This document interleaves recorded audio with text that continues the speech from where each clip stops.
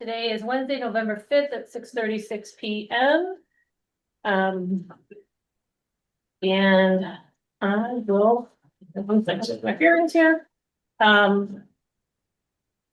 Please stand for the Pledge of Allegiance. Yep.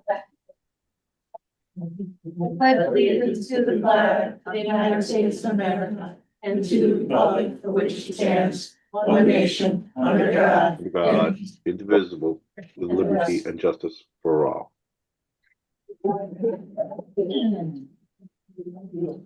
Take attendance. Marcia Putz here. Brian Moore. Here. Thank you. Wendy and Fowler here. Louise Sheedy, I'll note is absent. I'll note that we do have a quorum. Okay. No alternates are needed, and this is a continued show cause hearing for activities within 100-foot wetland and watercourse upland review area of lot 96R Morningdale Road. Account 0652796. The applicant is Morgan Development Corporation.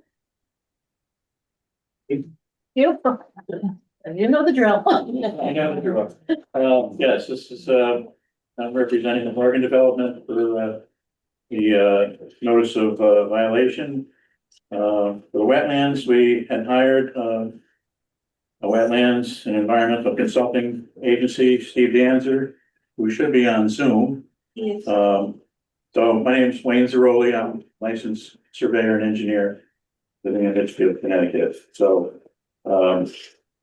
I can just run through the letter and then Steve could maybe make a few comments. Please. It's, you have them on? Yeah. Yeah. All right, so I'll just read the notes. So Steve's a soil scientist and a senior professional wetland scientist and an arborist. He's got a number of qualifications. I won't read them all. So in the notes, the site visit was conducted on October 16th, 2025 of the wooded area located below lot 96, southeast of the Longwood Drive cul-de-sac. Present with Steve was Sam LeVery Jr. of NTL Company, which is the successor to Morgan Development since Sam Sr. had passed on. And Sam is responsible for the erosion control for the site. There had been a sediment breach in the past, and Steve was asked to inspect the site and offer recommendations. At the time of Steve's visit, the water course and its banks were observed to be stable with no recent deposition of sediment. Areas uphill were observed to be stable with newly planted grass. There was also grassy ground cover along the western side of the water course, and that area appeared to be stable as well. My opinion, Steve's opinion, is that there is no need to provide additional seed to this area along the water course. To the west, there was an eroded pathway from the dirt road that may have pre-existed the more recent breach of sediment, which it did. There was an ATV path that was there. I recommended to Mr. LeVery Jr. that several hay bales be placed within this pathway to temporarily slow down any runoff along this path. My understanding is that these hay bales have in fact been placed last week as per my recommendation. In my opinion, the site is stable and no other recommendations or actions are required. So I was actually out there again today, but at the end of last week, I had stopped by, taken a photo, and verified that the hay bales that Steve had requested were installed. The site is very stable at this point. Grass has been growing well. The soil erosion control fencing is in good condition. And I'll let Steve add any comments that he would like to add at this point. Good evening to the commission. Can everybody hear me? Yes. All right. Yeah, my name is Steve Danzer. I'm a soil scientist, wetland scientist with office in Stamford, Connecticut. I actually have really nothing to say because Mr. Zarelli read my report into the record. But the bottom line was I obviously was not there at the time or shortly thereafter of the breach, so I didn't see it in its full glory with all the sediment. I took the view couple of weeks afterwards, but from what I could see, there was nothing there that was all that alarming anymore. I'm sure it was at the time, but my observation led me to conclude that the site was stable, that areas that were revegetated were in fact revegetated. I guess I'm here to answer any questions you might have. Thank you. Lori, have you been out to? I view it have at all? not been out since they've done the hay bales. Yeah, we haven't been out recently, but when we were out initially, it seemed as if the stream bed, the stream channel had been completely filled with sediment. After the incident. Did you see that? When I was there, there was a stream and it was flowing and there was sediment on the sides. I think probably subsequent to when you were out, I think the stream rechanneled its way through. That's not to say that there isn't still sediment in the stream bed, but I think it'll work its way out. With future larger magnitude flood events that might happen down the stream. But the stream was functioning. There was flow going through, and what was kind of interesting about it is that we've been nothing but drought the last couple of weeks, and yet there was still flow that I saw going through that stream. So that's a good thing. I think I'll let the stream recover on its own. So you just let the sediment just travel downstream. Yeah, I think at this point, any effort to re-engage with that stream runs the risk of creating additional disturbance. And I think at this point, I think I would just let the stream do its thing.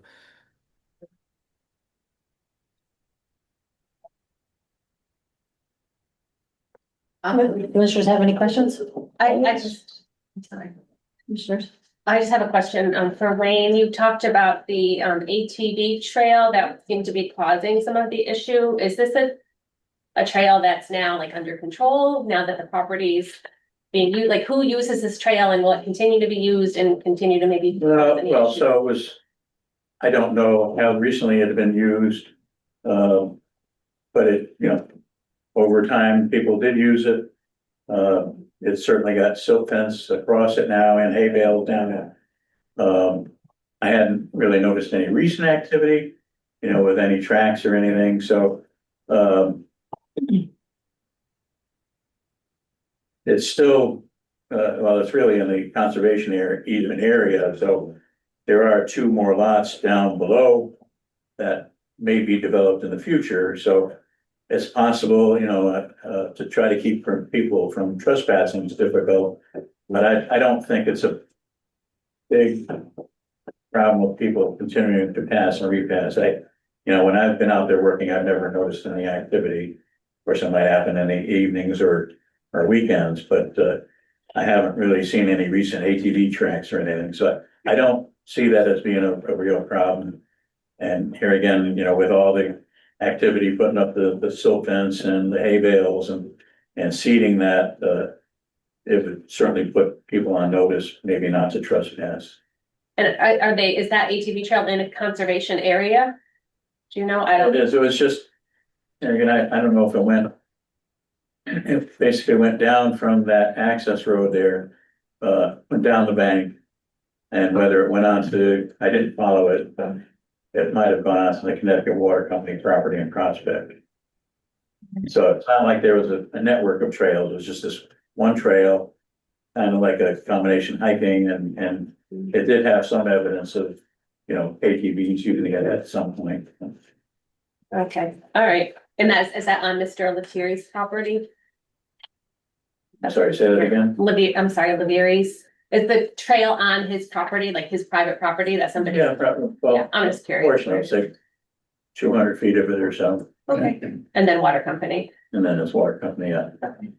Yeah, and then, of course, I've been down there walking the stream, and I walked a fair amount of it to Mr. Stewart's question, whether sediment was migrating down the stream. So certainly when the overflow had happened, I'm sure some did migrate down the stream, but it's certainly been stabilized and either become part of the stream bed or any sediment that was moving, other than a large storm event like we had last week. most of it is not going to migrate at this point. Is it possible to go check it out, Lori, to make sure that they're not riding ATVs on property that's supposed to be have conservation Have to go easement down and put and signs up check. there? I don't know that there's signs up, the conservation easement Well, no, signs. they have to do that with that lot 96R.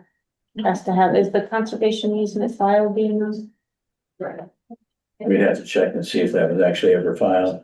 That'll have to be filed and we put signs, conditions on that lot.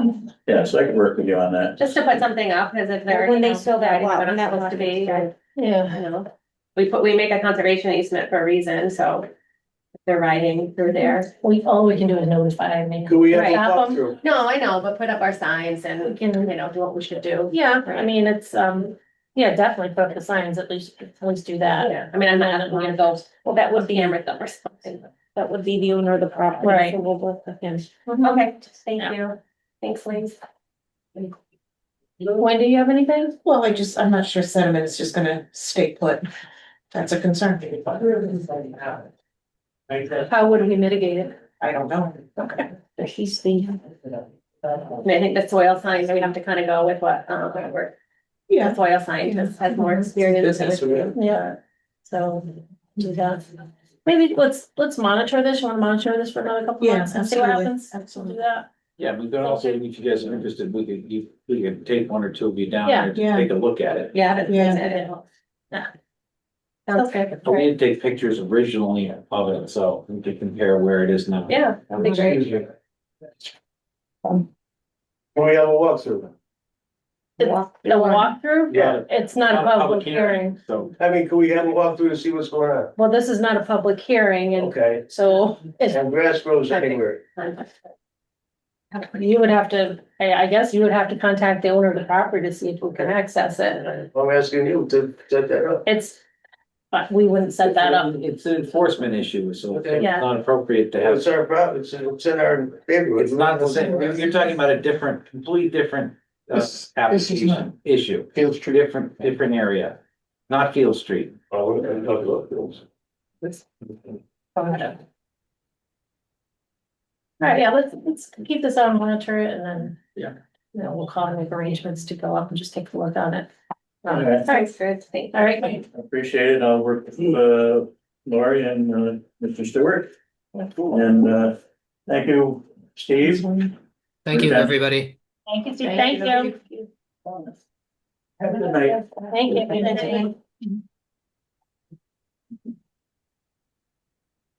you. Now we'll move into our public hearings. We have a public hearing for a proposed 11 lot subdivision within the 100-foot upland review area located at 0 Field Street. Account 001-3801. And the applicant is Anaprio Total Construction. Do it over again? yes, that would be good. And we're gonna bring it up on. what we have.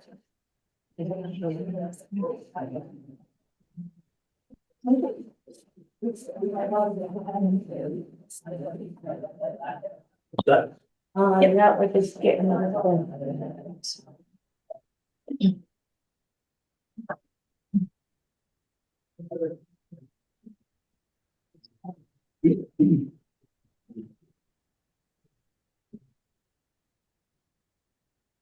We're just going to. There.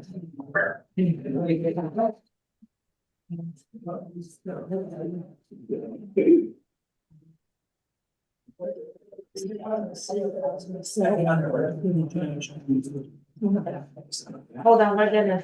Go ahead.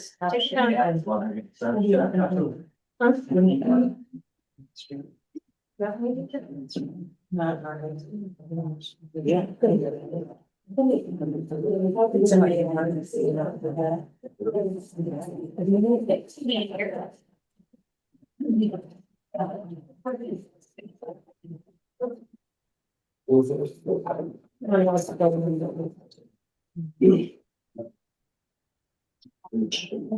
Yeah, you can go ahead.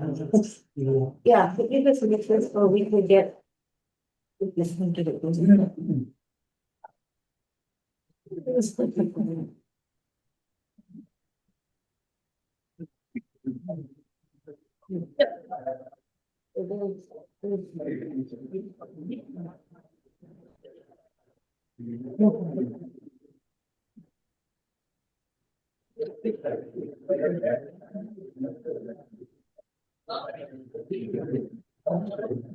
Wrapped up pivotal to.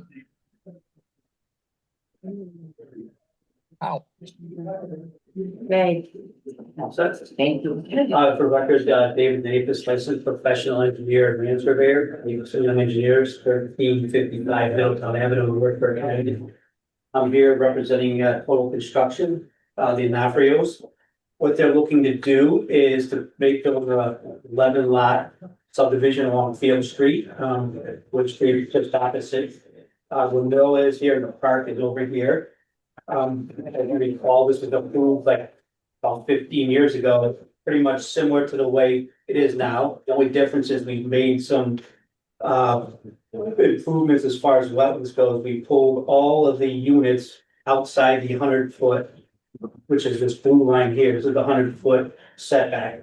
We pulled all this houses and foundations out. The only thing that's left in there are some underground detention that we put in for each lot that'll handle up to the 100-year storm.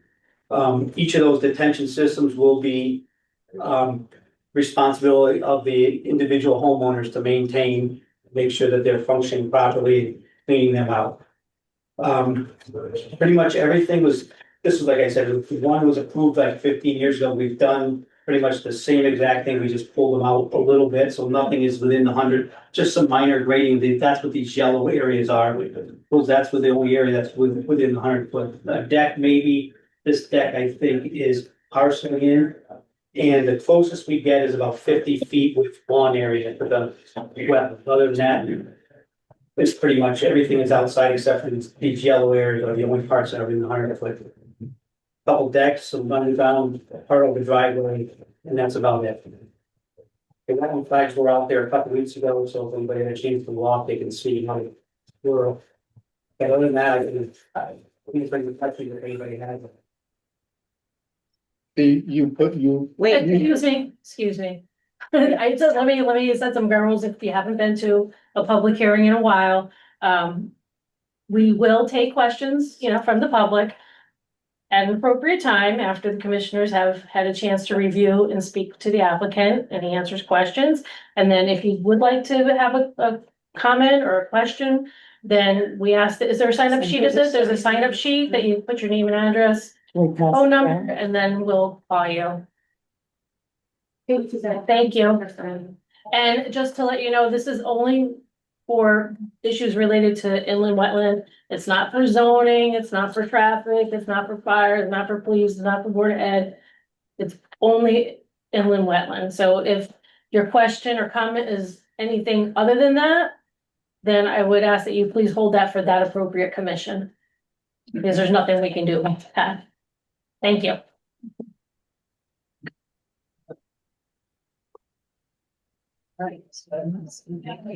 Commissioners, do you have any questions? So let's move outside of the 100-foot area, except for a couple of things I do see here, maybe a deck. Within the 100-foot. Then. Still quite a bit away. When can you say, just go ahead, I know we're all driving around here, what's on the map? I don't mind, I have a shot. It's okay, I'm leaving. So see, The sheds. I think those are the sheds, that's just a little bit of the deck, a little bit of the driveway, but I mean, look at sheds. If you look at here, you can see the yellow. Yeah. So there's so these little boxes that have S or sheds, right? Yeah. Okay. And that's. So you're building sheds for the, We were just told to put anything that possibly could be put on the property, do it now just to show it. So if it's something that you said, hey, this lot absolutely cannot have a shed on it, we'd be happy to take that off. oh, okay, Okay, I so understand, okay, thank so you. you're not actually, it's not part of the build plan, it's not part of No, building the it's something that property. somebody may want in the future. We said, we'll show it now. We'll show it, okay. So it's not gonna be part of the, so I'm presuming, and Ned and staff can correct me if I'm wrong, but should somebody want to come back and put a shed on the property, it's within that 100 foot, they would still have to come before the commission for approval on that. If it's. If it's not, If it's not here and it's not located where they're when showing they're it. showing it, Or if it's after the expiration of the permit, they'd have to come. they'd have to come back. If they buy the house, they move in, they wanna And put a it's there, shed right there, there, they and get a that's- building permit and Okay, zoning permit, and they'd be good to go. okay. Like not, Yes. close it is to the, it's really not, and it's not like they're putting it back like 3 feet from the wetland, or maybe 95 feet. Okay. It's a shed. It doesn't even say how big the shed is, but, presuming it's probably how big would a shed be? Typical says 10 by 12. 10 by 12, Right. 7. Is that what they're allowed by zoning too? Like, I'm sure No, zoning. they're allowed, Up to 200 square feet without a building. You can build a shed up to 450 square feet. Okay, Well, for wetlands purposes, they ought to put the size on the map. If they're going to designate a size of a shed, it should be there so you can indicates what's the actual wetlands disturbance on the ground. So the dimension should be placed on the map. So Right, a yeah, I wouldn't want- shed over 200 square feet will require a building permit along with a zoning permit. Any shed under 200 square feet only needs a zoning permit. Yeah, I mean, I just wouldn't want to say, oh, shed in general and yeah, and have it, be some monstrosity that's. And I think if you're gonna put anything in there, you should refer to it as sheds or any outbuilding. outbuildings such as a detached garage or Yeah. anything like that, because we have different regs in regard to those also. Great. yeah, we have to go before subdivision, we're just getting a wetlands permit here, this is not for the subdivision. Yeah. I mean, we don't usually do this, like, No, and this is just to have a permit. Yeah. Yeah, he was just giving an idea of what it would be. What it But would- generally, if someone was to come in, got it. we would then say, oh, okay, this might. She might come to you for administrative approval or Right. something like that. Okay. And we could do it that way, administrative, if he shows it on here and It's it's shown on there, yeah. Yeah, I mean, okay. Yeah, where the sheds are. They're not, it doesn't look like it's located too much off of where the deck is, doesn't really look like it encroaches on. Place where they are. Well, we are making the assumption, but you know, if they are and say one was up here and they moved it back here, how will we know? We wouldn't, and if they put it in without a Yeah, permit, we'll never know. We'll never know. You would, It's, you know, because they do a flyover every 2 years and they flag those things. And then they end up getting taxed, so they do find out that there's something. And then anything else is, you said there's lawn up to 50 feet from the wetland? Yeah, if you look on here, just these little yellow areas, are the only areas that encroach within the 100 foot setback. okay. You know, and that'll just be lawn with some, where some of the underground infiltration systems will be. That's pretty much the only reason why that's in those areas. But 50 feet's the closest. After that, there's nothing there's still 50 feet that remain in natural.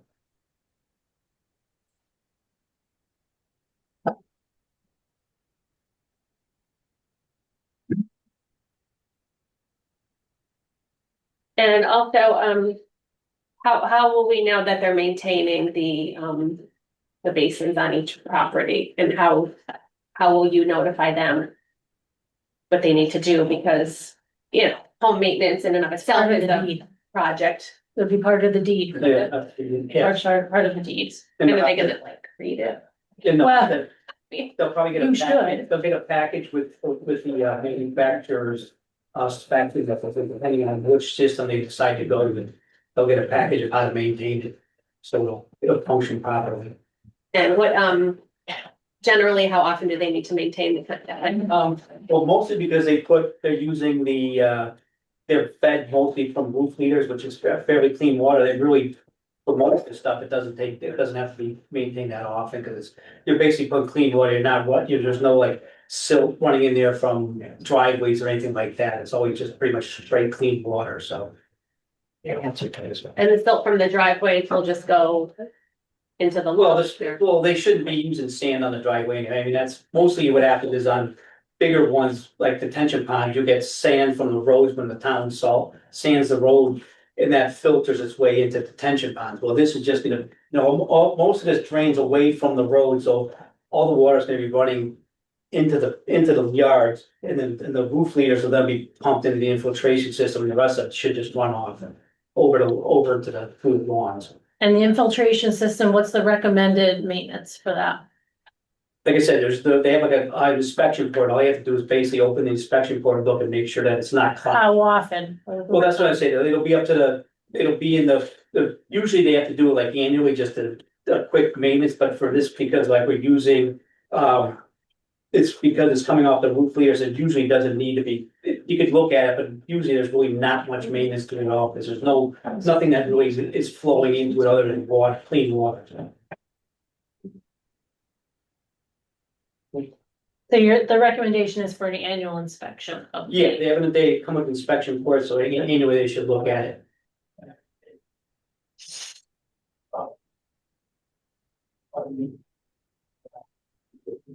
And then the water that comes off, say, their driveways goes where? Like, It's just gonna basically flow through the yards into the lawn. just naturally? Yeah, sheet flow. So the lawns would act as another type of filtration. With burning that sediment. Or any sand or any dirt or salt. It's salt. Mm-hmm. Okay.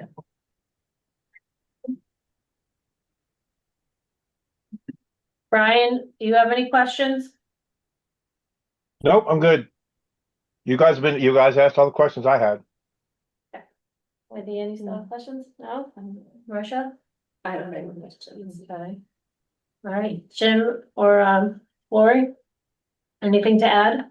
Did we get all the information that we requested? No, we got the drainage and stormwater management. We need a wetlands soils report. That was in the letter. So you have the letter, right? Yes. So we do have a list of things that we still need to collect from the applicant. Before I start, we did get the green cards for his notices Okay, and the fees have been paid. so we're waiting on, Soil report. The wetlands boundaries have been flagged. We have the drainage report.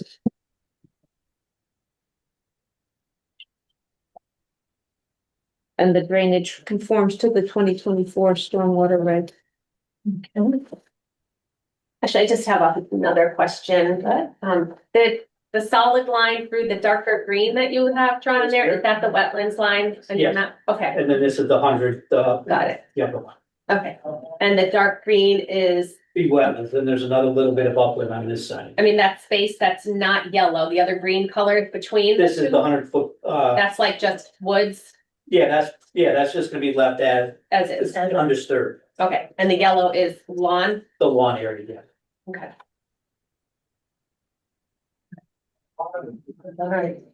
So since we don't have all the information that we require, I think it's safe to say we would not be making any kind of decision on this evening until we receive that information. I do see a maintenance report in this.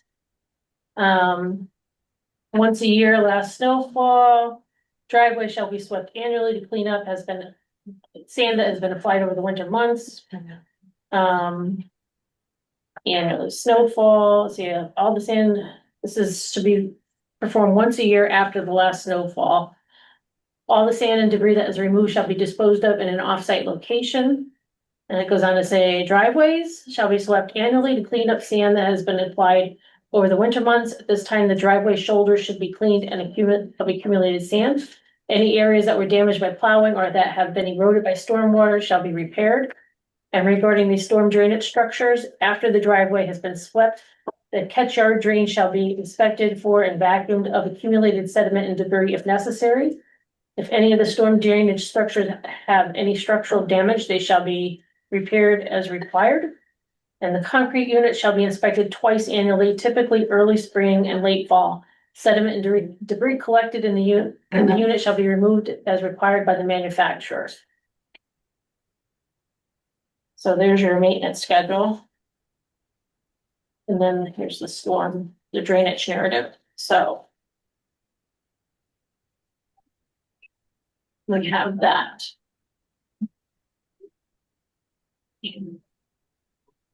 So.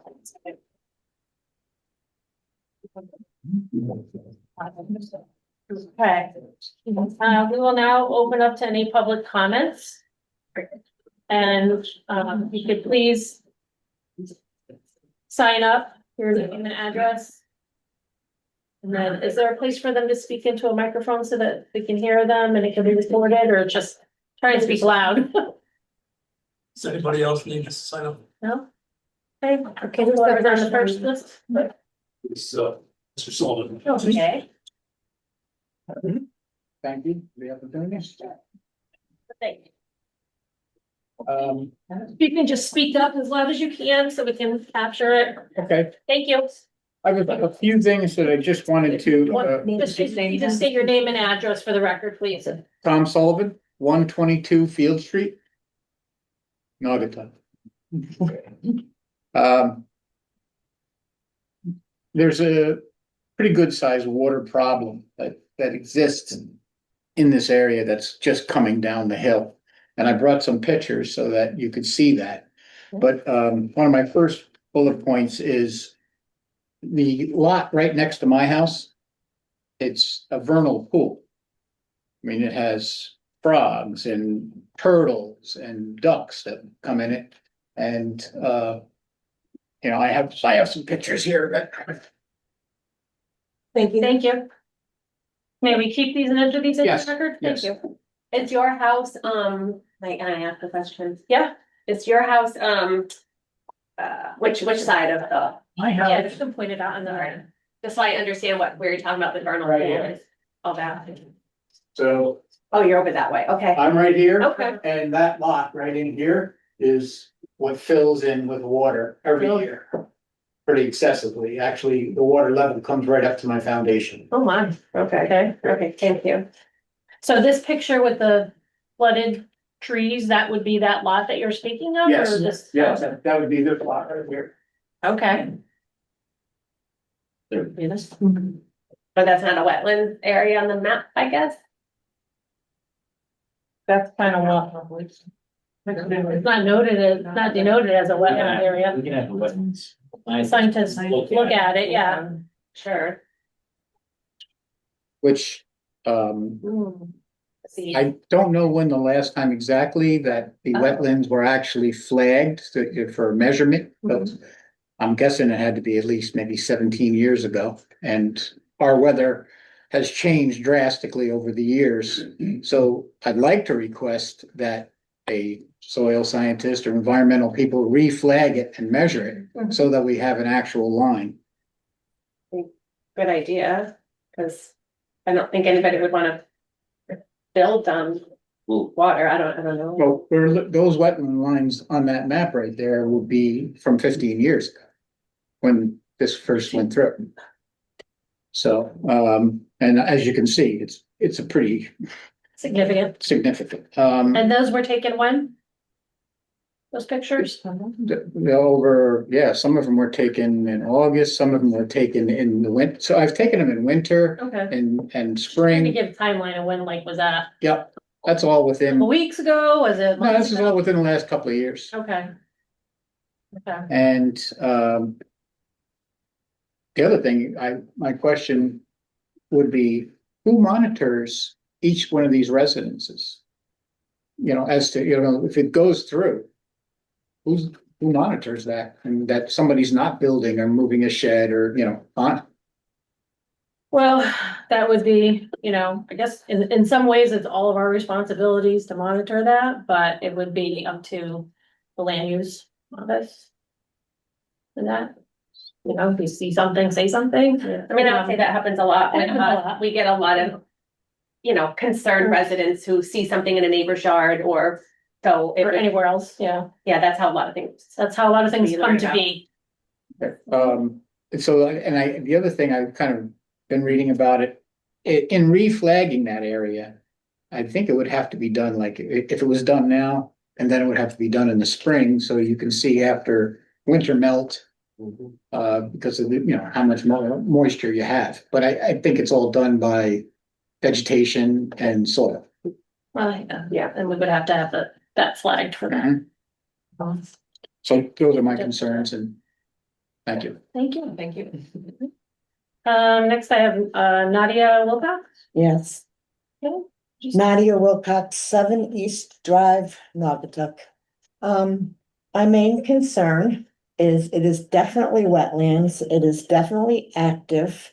There's numerous streams that come out of it. There's numerous people on both sides of my street that have water coming out of their driveways. It freezes in the winter. It does it on Field Street.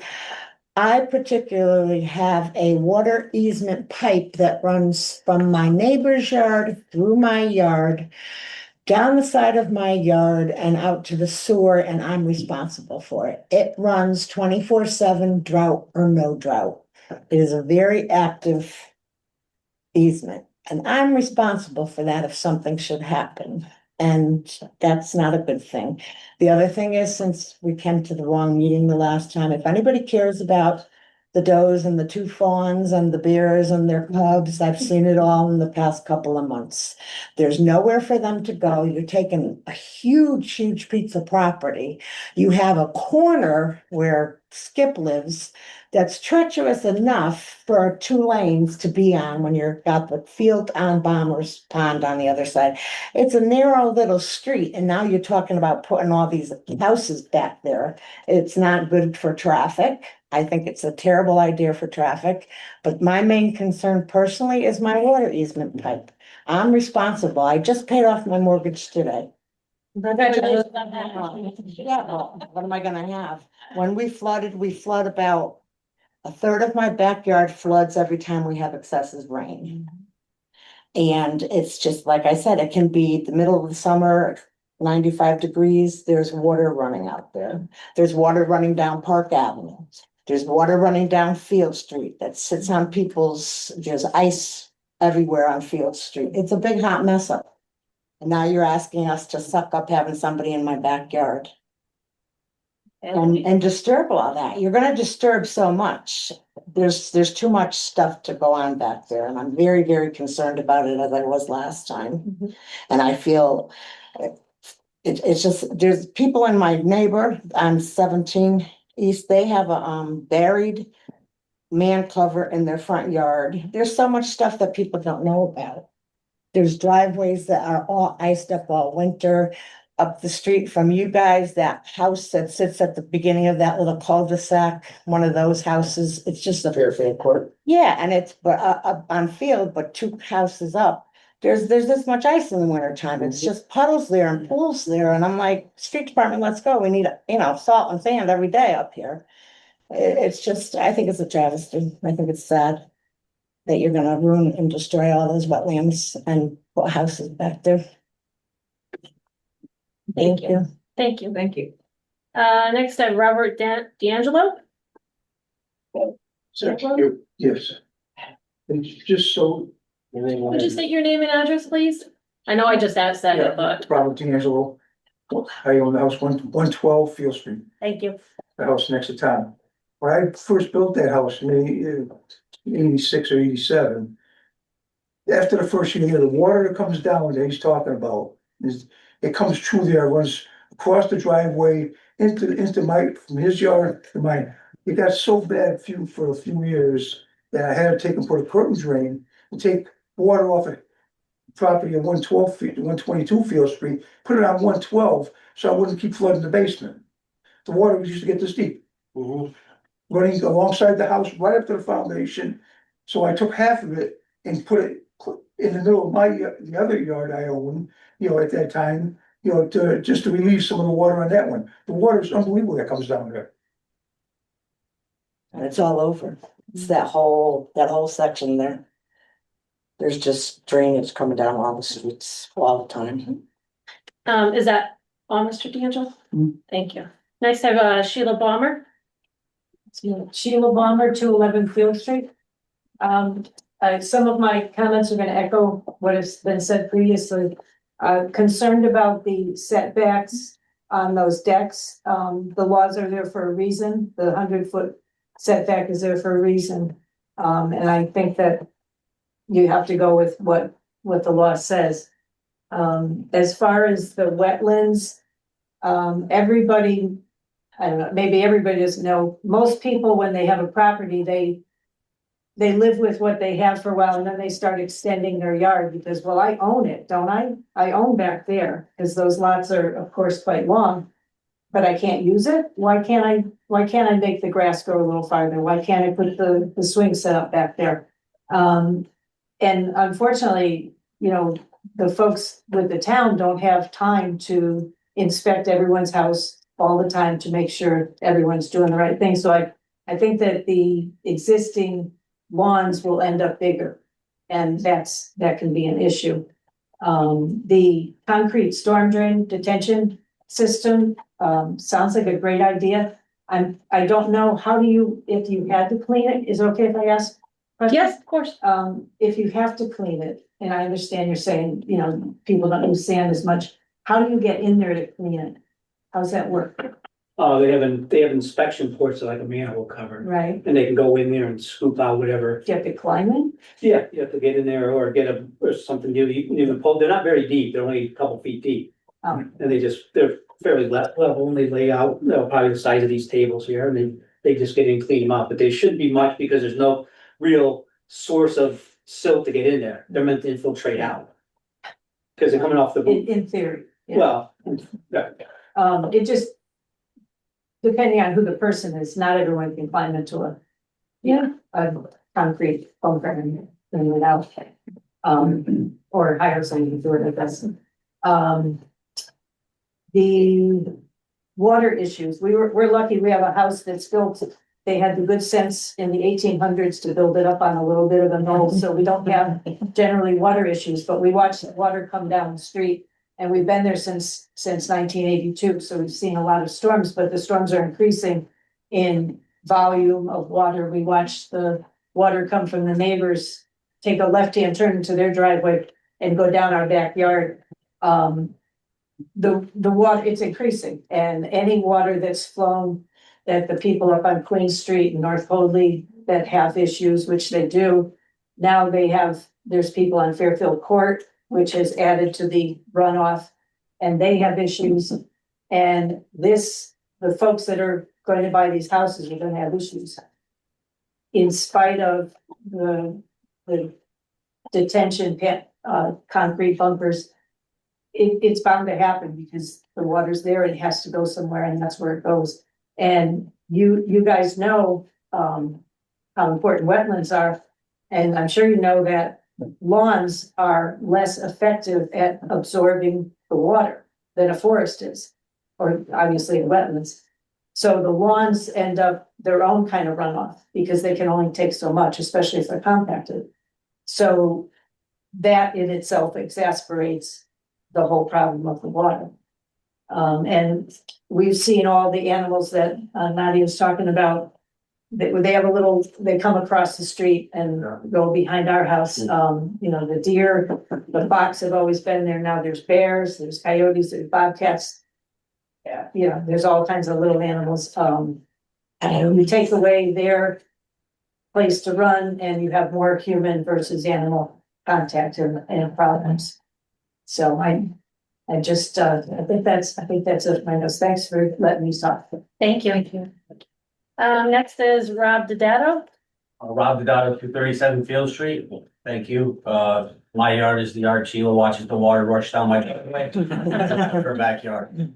In our 21 years here in Naugatuck, water's been our number one problem, and I would hate to see it get worse. And I think a couple of people brought up things on my questions, but those detention centers, I agree in theory, they work one way. But you can't guarantee that someone's not gonna be out in their backyard cleaning their backhoe or their boat or their animals or whatever else they decide to wash in their backyard. It's gonna fill those with grease and all kinds of stuff just by washing your car. Things that could come off of that are pretty crazy.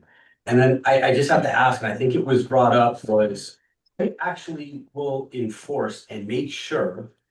My wife can't get me to shovel the driveway in a snowstorm She can attest to that. So who's gonna go check these? I mean, it's in the deed. I couldn't even tell you where my deed is.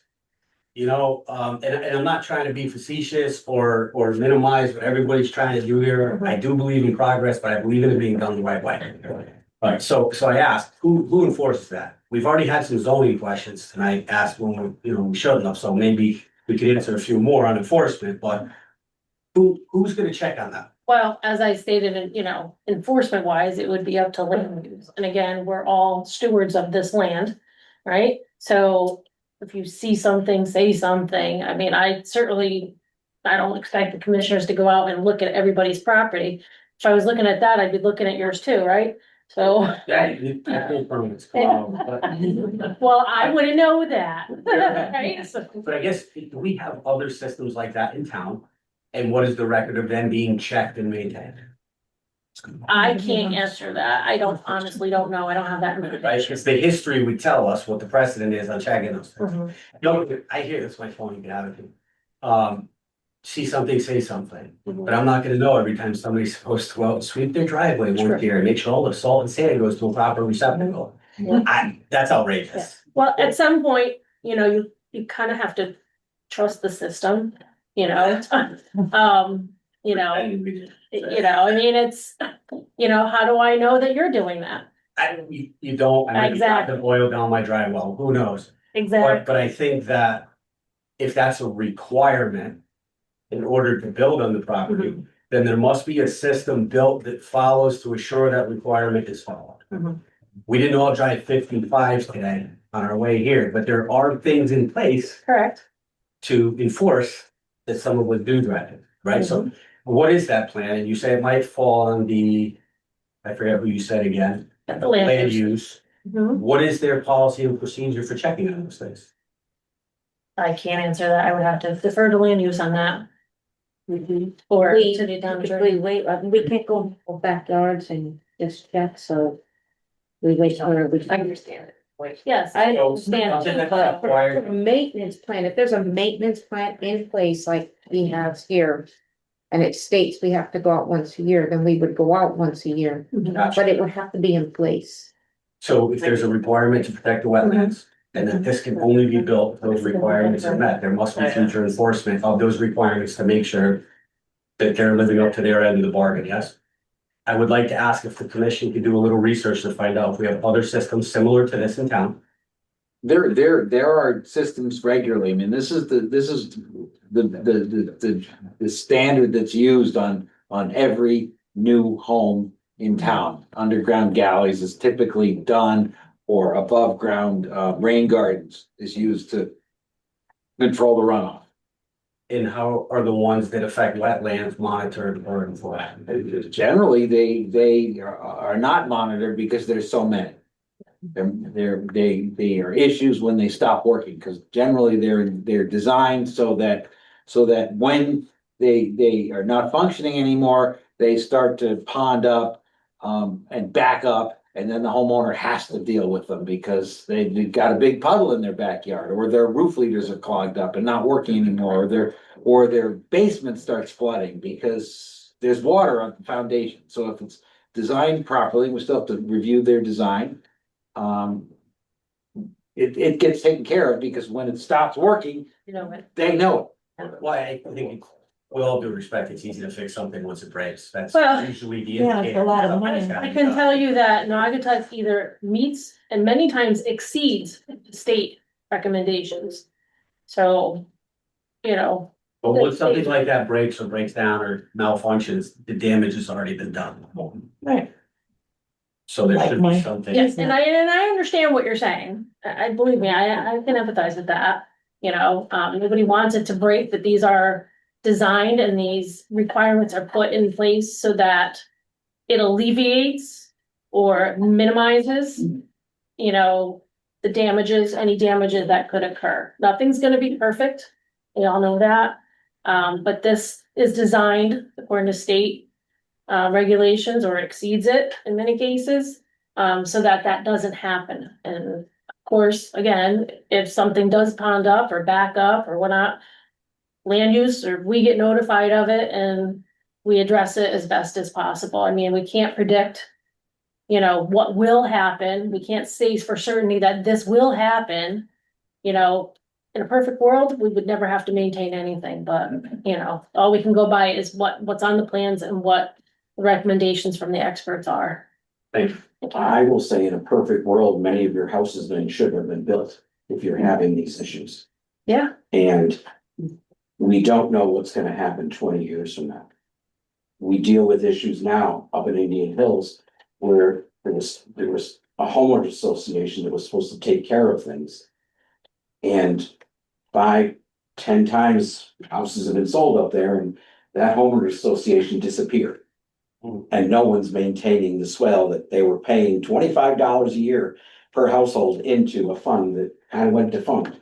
And now they come back to the town saying, we gotta help you. So there's no real good answer on some of this. The borough could learn from those mistakes. We do. We do. And we change with times and we've looked at different things. We're not saying this is a perfect solution here on everything, but I will say, like Sheila, you mentioned about a setback, that is not a setback. Right. Just so you understand that. That is an upland review area. Setback has a different connotation. That's a zoning thing. Setbacks mean that's a no-fly zone. That's a no thing you can do. You have to get a variance to be in that.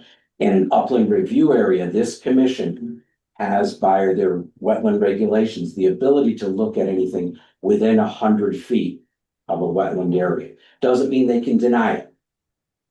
They have the ability to look at it. And unfortunately, the court system in the state of Connecticut has really come down on wetlands commissions in towns to say, you are all denying too much.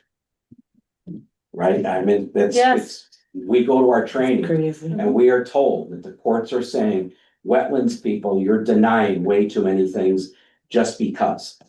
And we're not saying that specifically for this, but I'm just saying that's what they have to look at. Something outside of the upland review area, unless they can really determine that it's causing an issue, that they need to go further, they don't have the authority.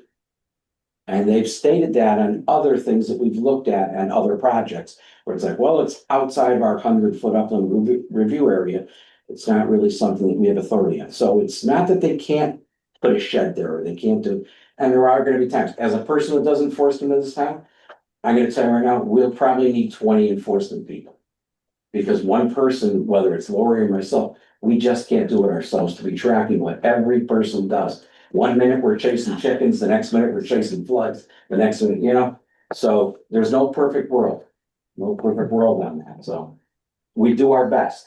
I'm sure you do. And, you know, checking to see that someone is, I'm gonna ask, we're not gonna check to see if someone's sweeping their driveway. It just doesn't happen. So. All right. Anybody else like to speak? Yeah, I'm Skip Ballmer, 211 Field Street, Darlington. You can sign it. Thank you. The second one, yeah, just, No, that's a different one. It's a different one. That's a different one. oh, okay. Yeah, just a couple of. Thank you. David, if I can, Mr. David, the flag in the wetlands, is there another set of blueprints coming that's in work in progress? Showing where those flags are located versus our, you know, the existing, I think this is an existing. I was trying to go back and do some homework, these, 3 separate sets of, plans on the website. And the latest and the greatest that I was able to get my hand on was this 8-page one.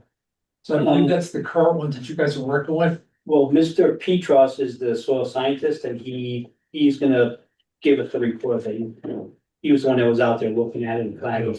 Yeah, Okay, he's all you scientist. flagged it already. Yeah, Okay. the flags are out there now. Yeah, So he's just putting his report together. and you guys will be able to transpose that on a blueprint. It's pretty much that's where those are from there. Okay. The blue line, the blue line is between the 2 green sections Yeah. is the actual limit of the wetlands. Yeah. And the second blue line is the 100-foot upland review area. Okay, thank you. There was one thing I think the commission would maybe turn its focus to, and I think it's really important that we don't miss this point about the 10-inch concrete pipe where all the effluent goes at the current time, you know, before any kind of shovels go in the ground. before any trees get cut, you know, that there is a problem that exists now. And you guys do everything in your power to try to take a look and see if there's a solution you can come up to try to, you know, to work with the folks that are affected by that now. And, you know, and see what if, you know, where that goes. I think that's important. Okay, thank you. Yeah. Can I have somebody show me where's the property gonna be in my backyard? I'm on 7 East Drive. Is East Drive on, presuming it's gonna be on there. You could look after, but I think you're right behind the two lots that are right there. Yeah. So how many feet out from my property is it gonna be built? Well, the houses are going towards the front of the lot, so you're in the backyard, Right here. but depending on the size of the yacht. You see where the houses are, the little brown squares? Sort of in front. And this is your. This is third right here? Yeah. Yeah, that's, let's see, that's 7 East Drive. 120 feet just from, this is from the lawn to where your property is. 120 feet. Yeah, of undisturbed area. And just to let you know, if you can see on here, we got some, they have to, part of one of the things that has to be done is they have to put the markers in to let people know that these, There you go. that this is the environmental sensitive area. So they'll, each backyard will have a marker in it to say, hey, this is as far as you're allowed to go. That way, if they do enforcement, they can actually see that they've gone beyond where the marker is. And maybe I can make one more point about the detention systems. Typically, in the older days, we put in one big detention pond. And if that failed, there'd be a catastrophic. In this situation, we have 11 separate little individual ponds that, infiltration things for each owner has to be maintained. So say one of them does have a problem, you're only getting 1 out of 11, you're not getting all of them all at once. So it's not like there's a big dam that can come down and flood this whole area out. It'll be one problem that's gonna be maintained, it's gonna be an issue of that one individual homeowner, not the whole area. It's not gonna get flooded out based on one failure of a system that, if it has, God forbid it ever does fail, but I've been using these for 5 or 6 years now at least, I've never seen one of them fail. I just like, my water easement pipe is my problem. So you guys go up there and you start tearing everything down. And my water easement breaks down and I have to pay to replace it. That's not right. That's not fair to me. To ask a question, so on those detention systems there. Yes. How would that mitigate any risk for Miss Wilkins? Well, it's gonna capture runoff up to a 100-year storm. So even on the smaller storms, it's gonna capture a lot. It's like they're fed through the roof leaders. And on the bottoms, right before they go on the ground, they have like a little overflow. So there's no like yard drains or like anything like that are gonna be feet. So you're not really, there shouldn't be any sand going into them. Okay. And if they ever do fill up, they have like a spill out and then they should spill out into the yard to back up the roof leader. So before they go out, then the homeowner should see that, hey, something's going on here. These are filling up more than something's not going right here because they're not filling up like they should. Would that then lessen the flow of water to her easement pipe? Yes. So it actually we're improve capturing your, 11 different spots. We're capturing all the roofs and stuff. it would actually improve then Yes. the water Yes. drainage to your easement pipe Yes.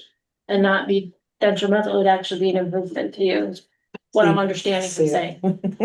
So can I just clarify that? So you're saying all the water that these basins are capturing is only water from the roof? That's usually, we do that way, but that's clean water going in. So the water now is going onto the ground? Well, it's the roof, because the Currently. roof's the biggest impervious surface. Right. In the driveway, so you capture all that, 100% of that and put it into the ground, clean water. And then the rest is kind of, you get a little bit off the driveway, but that's making up, it's a kind of a balancing act. You take the majority of the roofs because that's the clean water. And you're taking that's the bulk of where you're gonna get your excess runoff from the roofs. If you were to pour water on this table, Right. it's not gonna go through the table. Instead, you can filter it into a detention center. So right now, the water comes down and gets infiltrated, so. Right.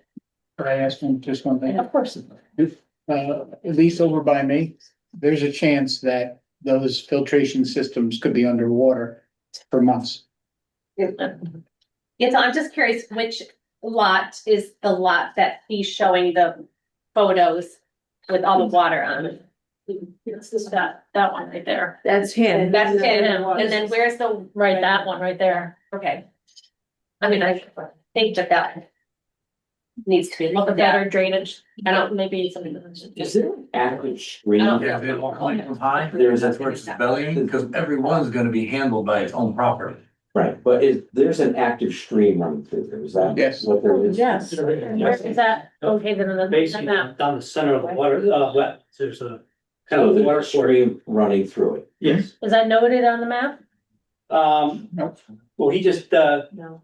the soil scientists just they delineate the wetlands. Okay, If the water course was outside the wetlands, then he would say this is water course outside the wetlands, but it's within the wetland soils itself, so we don't, it's just kind of always grouped as So one. but a water course should be notated on that map, so that. We can Well, add he that did on. the edge of the wetlands, he's doing the edge of the wetlands, so wetland soils and water courses all in one. But, I mean, Where's the Where is on the this? wetlands We and went water to the course? water courses. Where's the water course that we're talking about? Inside, It's within it's basically in the middle, Okay, I'm looking, I see nothing that says a stream. it kind of comes down through the middle See here. right, okay, well. Is anything in here on the legend that says this is a stream? Because if there isn't, I want it on this map. Okay, well, soil scientist doesn't differentiate, he Wow. he limits the wetlands and it's all inclusive, all kind of inclusive into one. You're just grouping, saying, here's your gumball dispenser, here's all your gumballs.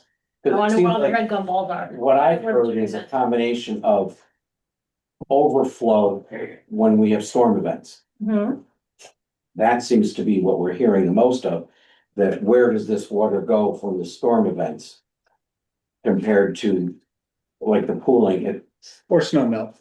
or snow melt, yeah, that it just creates this pooling. Because unfortunately, a wetland is a soil, it's not. It doesn't definitely mean water. It's very confusing. Yeah. Oh, yeah, but wetlands are determined by the soil. not Right, By and the whether there's vegetation. water there. Right. So it'd be interesting to know where that stream is and then where is it growing from there? I have a question. How many trees are gonna be left around these houses? We're gonna do minimal site work around the house. So these trees will have leaves on them, will they not? Will these Depending on leaves the- fall in the fall and go in the gutter and go into the, Well, it's gonna be concrete? standard like every other house out there, right? That has to do with standard cleanup. So we're not reinventing the wheel. We're working with the system that's provided. We're not trying to hurt any part of the property or neighboring properties or anything like that. Understood. There's a system that is kind of regulated and this is how you have to build. So we're using the codes that are telling us how we have to do it. We're trying to contain the water for each property. If anything, I think it's gonna be beneficial, because what I'm hearing is a lot of runoff. And it's collecting as it goes, right? But if we can collect each lot's water by itself, that's gonna eliminate the water. I'm not sure, I know at my own house, I wasn't required to put a drainage system in. And I don't know how many properties here have drainage systems in place to catch your own water, because you could be bleeding on to the next and the next and the next. So what we're trying to do is handle our own lot individually all along the way and limit the runoff, at least from the property that we're working on.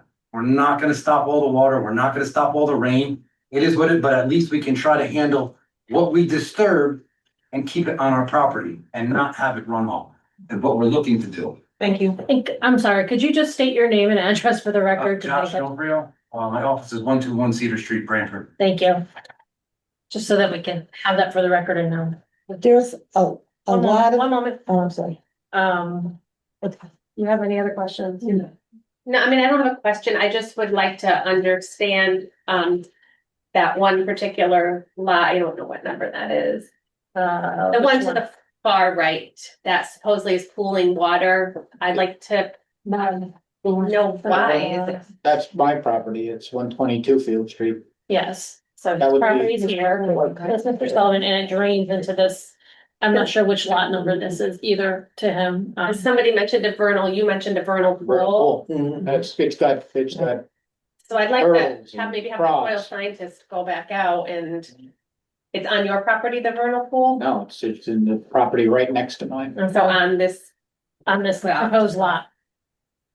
I mean, I'd like that to. the Yeah, we'll soil. have their soil scientists look at it and give us a letter saying it is or it isn't. And Yeah, I'd like to know what it is. additional report. And I'd like to know if water's pooling there now, I mean, what's gonna happen when they build? I mean, I don't want a problem for anybody, like the builder to have a problem down the road, I mean, It's not why we're here. We're not Yeah. trying to you know, disturb anybody. We're not Right. trying to cause a problem at all. You know, We're just trying to contain our own and see where it comes from.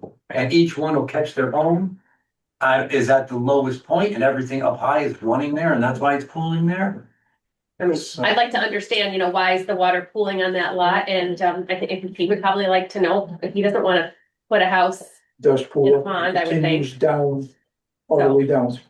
Water goes down. So I would like the soil scientist to do that. And then when he went out and flagged, did he re-inspect, or he wasn't just working off an old map or anything? It's boots on the ground. So these are He was out. actual current Yeah. flags. Okay, that's good. I wanted to understand that and, what else? And then all the water that the neighbors are talking about, do we have any idea of where this water's coming from? It's not. I mean, from these lots, right? I mean, currently, I just want to mention one thing. We had a beautiful paving job done on Field Street a couple of years ago. But the dynamics of the water, as such, as it comes down the street have changed quite a bit. So I mean, that would be part and parcel, I think. Answer to your question, where it's coming from, some respects. Yeah. it's just street. I would Well, have that's to a defer part, that's a to, percentage of the street, Yeah. and inherently, there's quite a few springs in that. but these are not Right. from, it may or may not be from the lots in this proposal. But if it was coming from, this is my thought, and the builders can correct me if I'm wrong, is that by putting in these detentions, it should help alleviate any water that is coming off those lots and coming into the neighboring properties, Right. in theoretically. Okay, so maybe that might help some of it. I don't think it's gonna solve everything, but it might help something. I mean, I know I see your hand back there. And this is the best Well, system, you know, these individual Yeah. basins, galleys would be better than, say, rain gardens. Um, Do we know? I don't know, I don't know. I'd like to understand if rain gardens are a better option or not. Rain gardens, have to be much bigger and they take a lot more maintenance. So, I mean, I've seen people put rain gardens in and then a year from there, they just Okay. don't maintain, all the leaves fall. And then they line the bottom of the system so nothing infiltrates and if these at least are hidden, they're buried, no one sees them. There's really maintenance is minimal with rain gardens.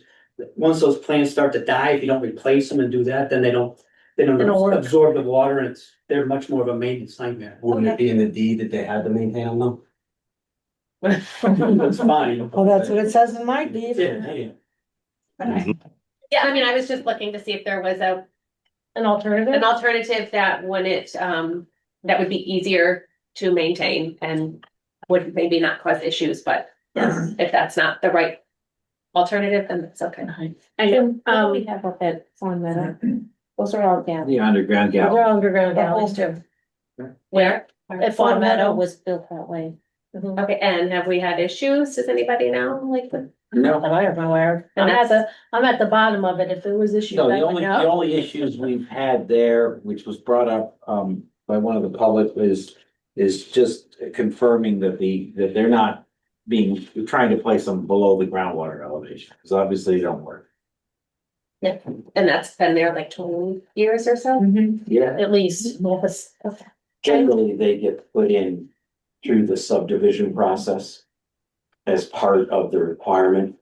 And on a lot of new construction builds now that aren't in a approved subdivision, we're asking them to even put them in now to control the water off of, someone just took their house and divided into two lots and wanted to build, we would ask them on the new house, you need to put in this type of system to capture your rain. I know that they did at the house up top of the driveway. Right? So that's a perfect example. We'll ask them to do that. Yes. But when this process goes to the planning commission to approve the subdivision, that'll all be part of it. They are the ones who will request things like sidewalks and traffic studies and all that type of stuff, and putting in the drainage and things like that. That's not a zoning thing, that's a planning. That's a planning thing, yep.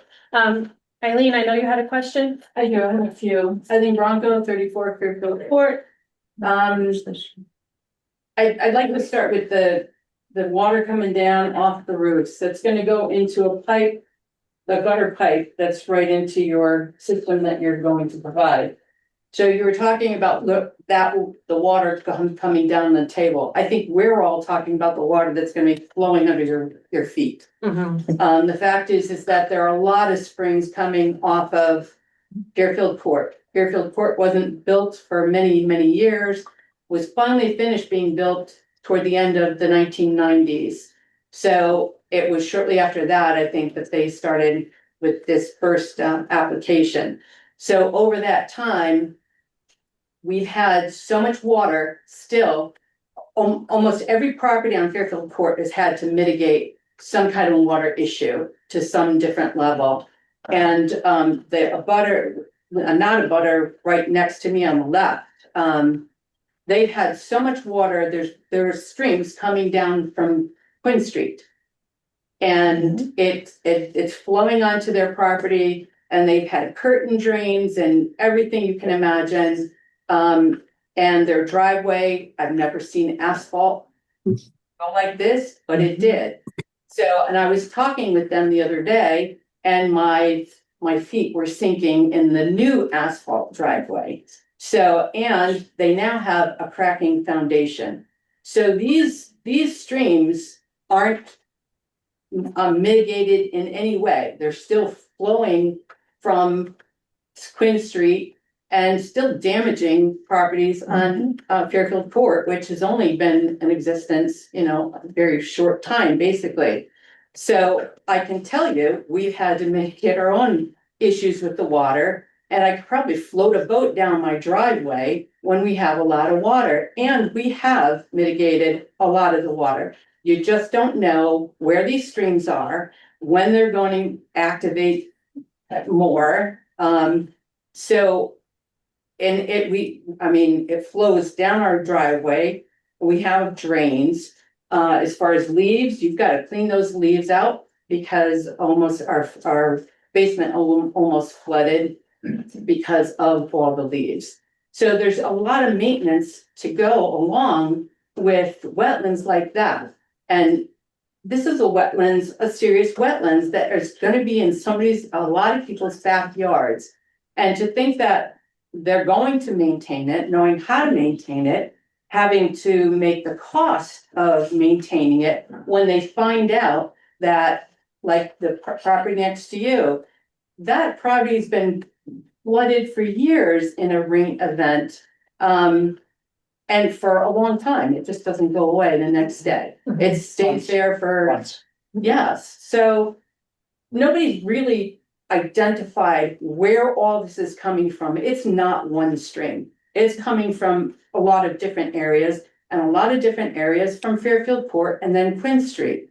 So I don't know how you contain and build 11 properties on a wetlands area that you can't even identify where all this water is going to come from. The storm drains coming from the roof is minor compared to this wetlands and how it's affected all of the Fairfield Court properties and will affect those properties. May I ask, what is the pitch of the driveways and the houses? Is there a downward pitch From the road? From Field Street? Yeah. natural grade. Right now, it's pitched into the yard. So here we It's just go, gonna we're talking the pitch downward, and I do think it's a pipe dream. There's not gonna be no sand that's going into those ponds, those detention concrete things. So So because we can't properly identify what's there, how it's getting there, how bad it gets. I don't know how you build a whole bunch of houses in that area and then expect everybody to take care of it. And I don't know what the cost is. If I had to pay somebody every month or every year to fix that whole thing, I mean, is that a cost? A homeowner should know that. Is it a lot of cost? Is it, $10?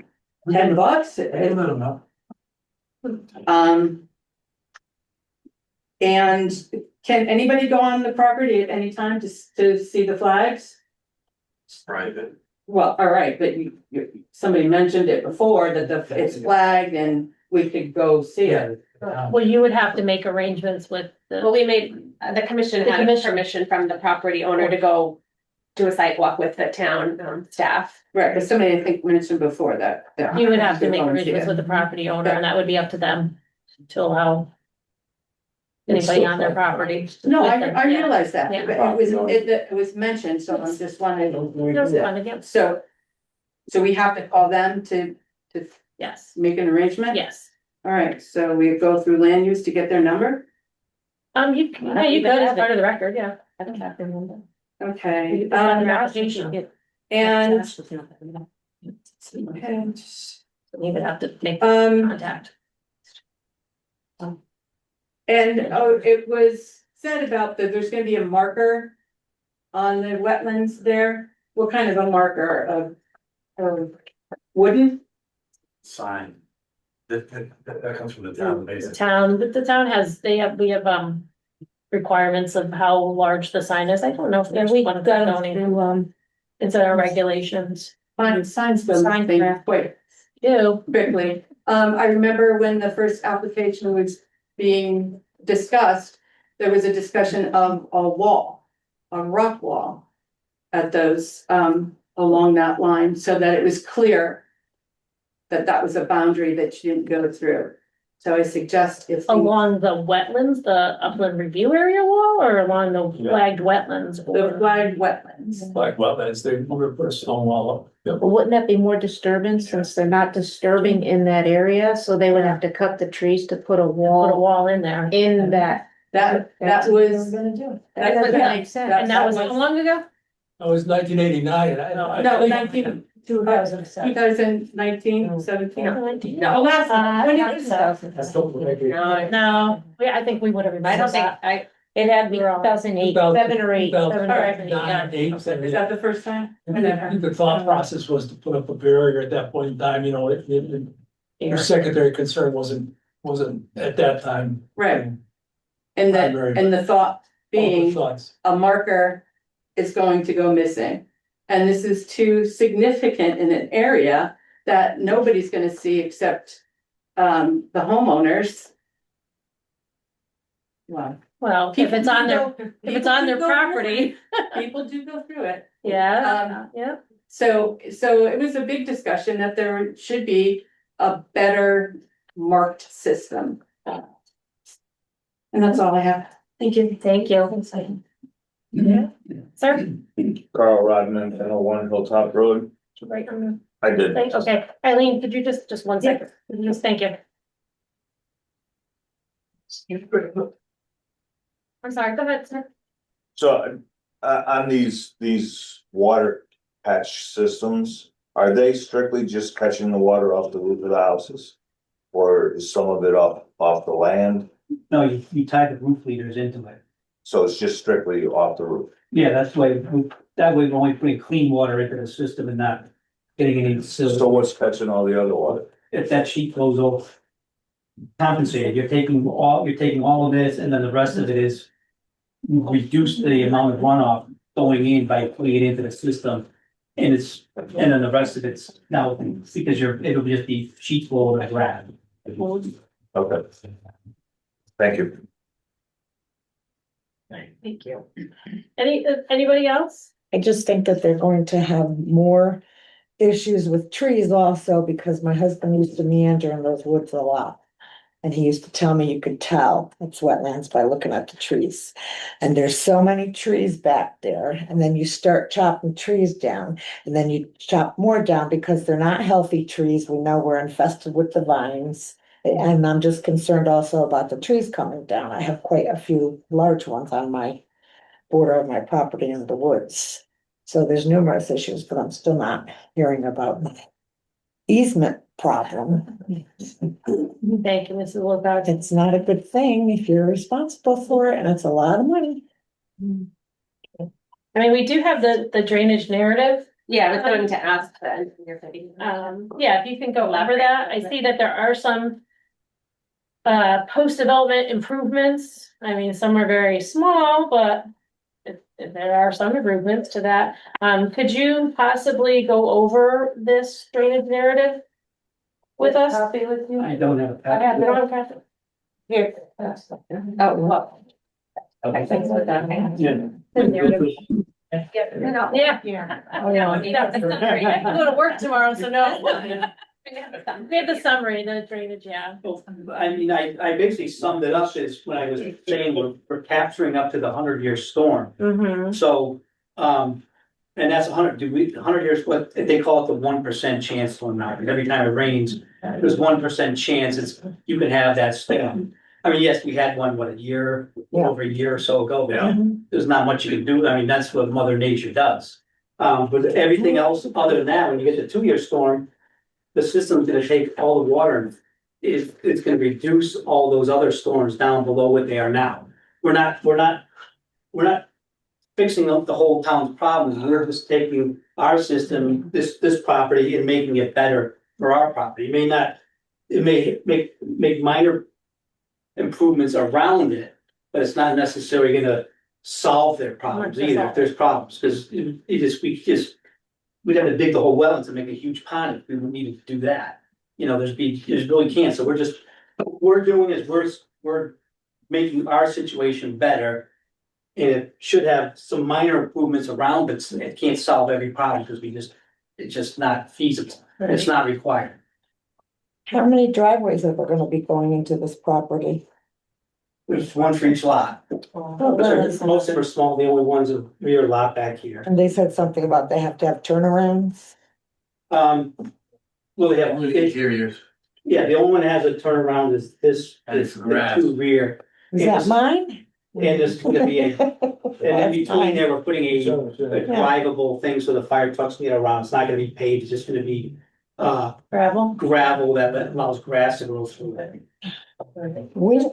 So just on your narrative, just so I can understand as the commission can understand it, each lot will have its own independent stormwater retention system, and the system is designed to show no increase in stormwater runoff or peak flow across a 24-hour it's 2-100 year, so can you explain what a 2-100 year storm system is? I think it's 2 years to 100 years. 2 years to 100? Through 100 year. 100, okay. 2 year to 100. Yeah, we do 100 5, years down. 2, 5, Thank you. 10, 25, Gotcha. 50, and 100. Gotcha. And each system is designed to hold at least 1.33 inches of rainfall across all impervious surfaces. And that's for the stormwater quality that's required through the DEP. So that's a state mandate. Yes. So it has to meet state mandate, which it does, as I stated before, it either meets or exceeds. And that's the updated That's the updated one, correct. Roof leaders and driveways will be routed to underground storage units in the rear portion of the property behind the proposed homes. Lots 1 through 9, the front lots will use 8 concrete 4x8x4 galley units, which will sit in a 2x4 pattern with 6 inches of stone surrounding the units, and will result in 1,006 cubic feet storage capacity, well above the 1.33 inch per impervious surface. Lots 10 and 11, the interior lots will use 16 of the concrete 4x8x4s in a 4x4 pattern with only a 6-inch stone base, and this results in 1,732 cubic feet of storage. So it seems that some of this, it meets or, as I said, exceeds the standards Yes. of that, and I can understand the public's concern and property owners and the neighbors' concerns about it worsening water flow onto your property and worsening flooding onto your property. And I sympathize with that. I understand that. I understand your concerns. We understand your concerns. But as Ed had said, we're looking at this property and how it mitigates it and how it meets the standards of that. I think that the concerns that you have regarding maybe flowing from the street or the drainages from the street, thank you, should be addressed with that department. And maybe they can do something to help alleviate that. But we do appreciate all your comments and concerns, and we appreciate all the feedback. So I'm sorry, sir. I have only 105 fields here. Are you telling me that you put in dry wells on the properties? Nope. I'm telling you, they're putting in the standards of these galleys. No dry well? It's not a dry well. It's not a dry well like that. A chamber that they put in, and it captures the rainwater that hits the roof, goes into the gutters, goes into a drain, and then goes down into this chamber system. That's what's being done for the past 10, 12 years, if not longer, on new houses being built. Dry well? It's a concept of dry well, but a dry well just captures stuff without piping. Yeah. So it's the same concept. It goes in the ground and then dissipates slowly out. So it is basically. In essence. But a dry well. But it's an engineered one. Right. An engineered It's dry well. specifically captured. Yeah. Approximately how far off the house do they put that? Well, everything's written right up on there. You can see it. That's. Yeah, it'll tell The them. engineer. The engineer can answer that. And that's not something that's really wetlands No, deals with. that's generally. that's. It's something that the planning commission would deal with when the subdivision is getting approved. Everybody has a lane they have to stay in, each commission kind Now, no matter where you say water's gonna find its way. of. It does. Does. It does. Water from coming down Field Street is not something that they're looking at here. You know, I it's. understand. I mean, we can sympathize. I mean, we all know that there's water issues in this town, so you're just never gonna get away from that. Are there any other questions, comments, concerns? Let me see if we. I do have a question about the markers that we're talking about. I wasn't at the first meeting, I think, maybe when they talked about putting up these signs. I mean, I'm definitely interested as we go further into discussion of creating some sort of an easement between the wetlands and the backyards, because as people mentioned, I mean, I'm surrounded by wetlands, and I know how, you know, it's just easy to say, oh, I'm gonna put a garden here and I'm gonna do that, you know, it just happens organically.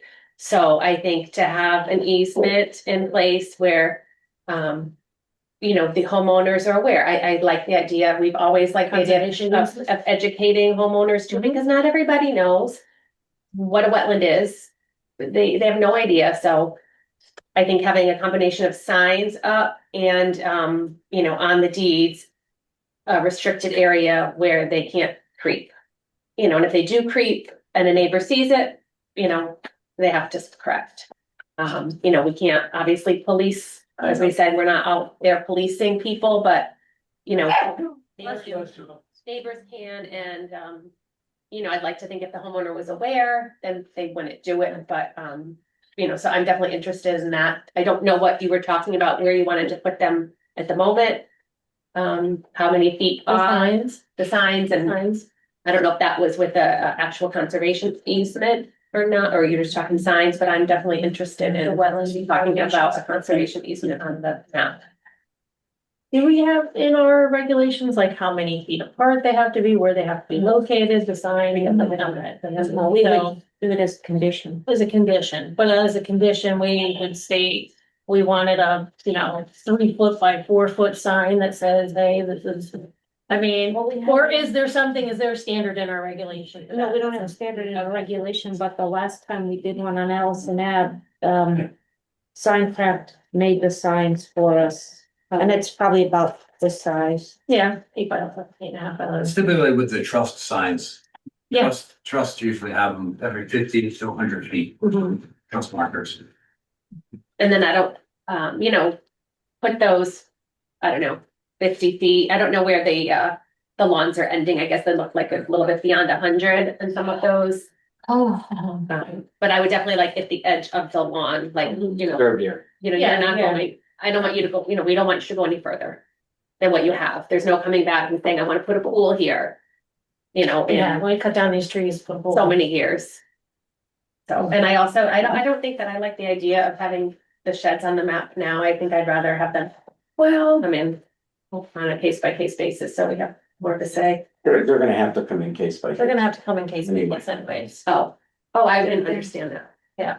This is just to show an example of where you could put a shed. Okay. Type of thing, and But then then we they would should have have them been, taken off. But they would come back before. If in fact it gets approved this way and then goes to planning and they're on there, then that's the approved plan, so. If we don't want sheds in there now, I'd say remove them from the plans. Oh. And then have them come back in each individual lot like they do now, anybody that comes in for their permit. I mean, if Go out and look, and being a newer lot, we have. The survey of the property and we have the final as-built where the house is, so it's easier for us to tell. 100 feet, you know what I mean? Right. Where that is, it's 20 feet off the house by the plans. Say that's what I want to shed. I mean, if the plan for the construction of the structure, the home. Does not include, hey, it includes a shed too, we'll put that up too, then I would say not put it on there. Take But it off the plan. if it's part of the sale of the build out. the shed, then put it on it. Because we don't even know what size. We don't even know what size they are. This is a little square. Yeah, that could be a box, a deck box, we don't know. So I just. Yes, sir. Now, Lane, we're up by Field Street. If you look at the pipelines, there's sheds everywhere, playgrounds, you name it, they're everywhere. Yeah. You're not gonna stop that. No.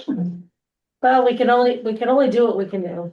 We can only do what we can do. I have property on Mullane Lane and the pipeline came through, but I have an easement that goes through. So they'll make sure that was in the agreement.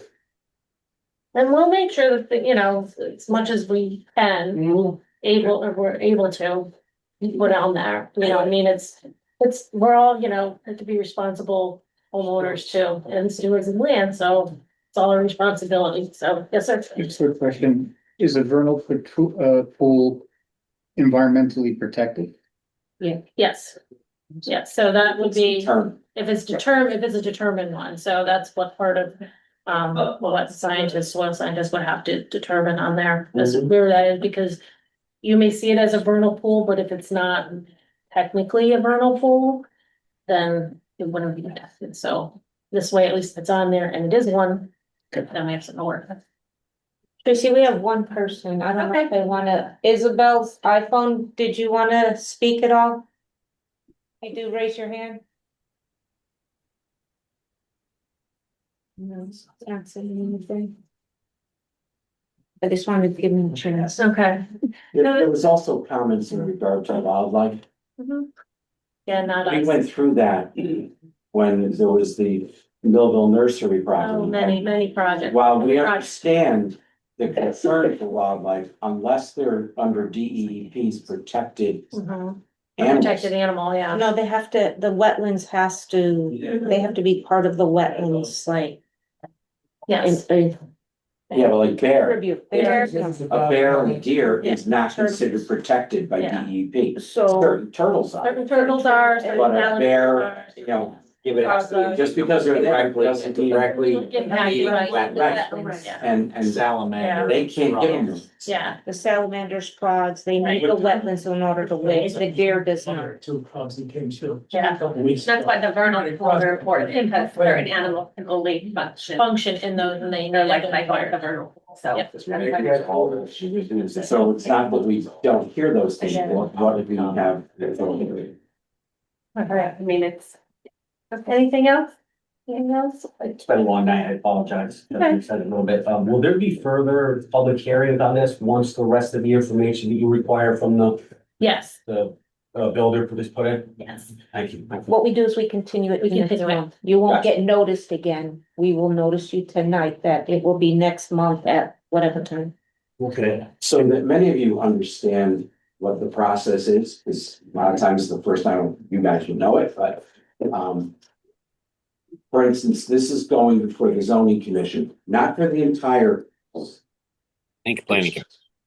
just for the two interior lots. The planning is. for No, this. no, just the two interior lots right now, you've probably received information on for a public hearing. We're not discussing the wetlands, we're not discussing the lots along the street of it, we're only talking about the use for two interior lots. Which one is that? One is that That's November 19th. November 19th. You That's will our notice. public hearing at zoning is only about the interior lots that they would meet the zoning regulations. Okay. The whole subdivision goes before the planning commission. We To don't have have. two interior lots, they have to get approval first from zoning. And then they can go and make it part of their subdivision for 11 houses before the planning commission. In the the planning, process. the planning commission, that's where you talk about traffic and Yes. flooding and all Bring it those to me. issues. Right. Bring it So on. those are and the planning commission hasn't even seen the plan.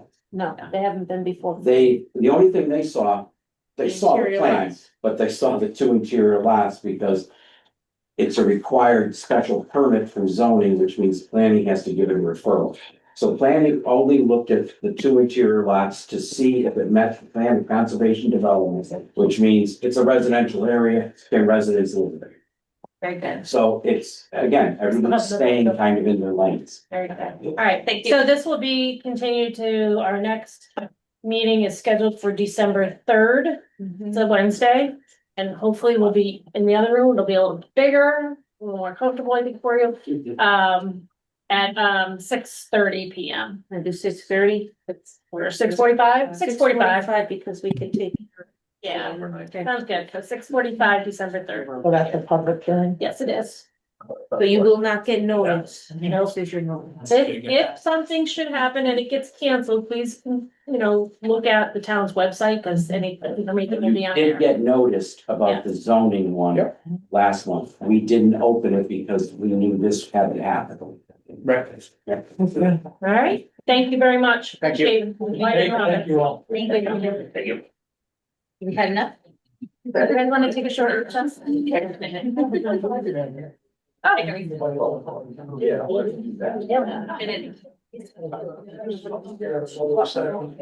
listen, we're gonna take a recess, thank you.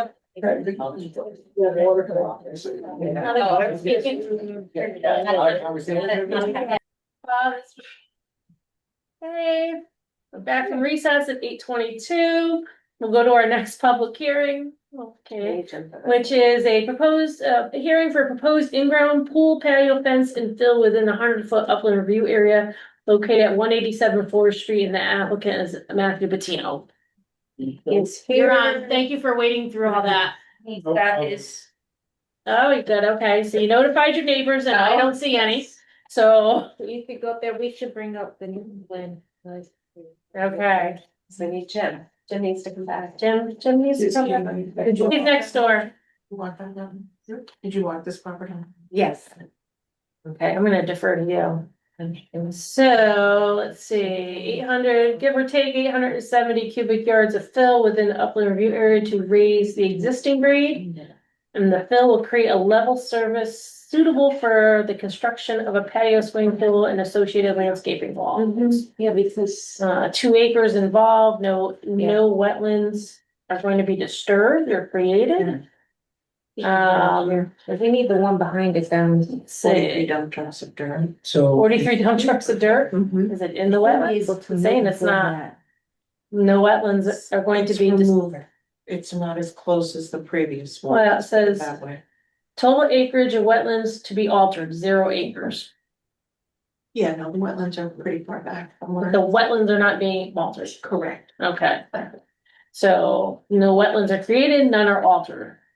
Okay, so that's important, I think, to note. I have one issue. Okay. Let me see here, is this in? Thank you. Okay, came back just for me. Yeah, Trying to hide. you told us where you were going, so that doesn't. There's my mistake. I never make that mistake again. We'll find you. Meeting for Okay, and this is for. Is that not? Yeah, 187 Fourth Street. Because we just the one. Oh, this is. I'm sorry. Sorry, so you should have come up. Yeah. It says it did, but it was. Just bring a paper with it. Is it, it's not this one. No, it's number. I just wanna make sure I have my map. 187. I don't know if you've been thinking about this, that's not what this is low slope. Here? Yeah, because you were. Yeah. Oh, that now you. Yeah, he showed us, there's a retaining wall. He showed us. It's fine. Sorry. Oh, yeah, Starvin, oh, okay, so it is. Gotcha, okay, all right, so it's a little lamp. God, can see. All right. I think we have our maps now. You know, just, we gotta It's easier. minimize, and then we gotta. Yeah. Go back and best, yeah. This? Yeah, A little bit. Slightly. Okay.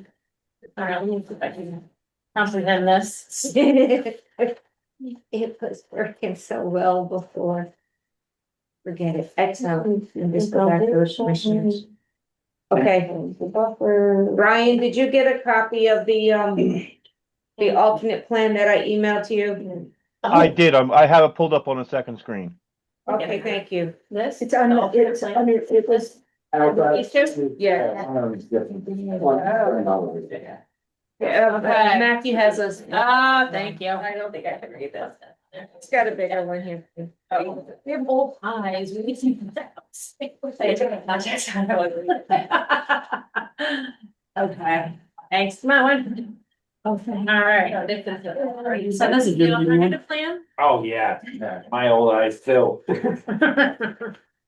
So yeah, this is the alternative plan. All right, So show us. the original plan, as you know, we had like 800.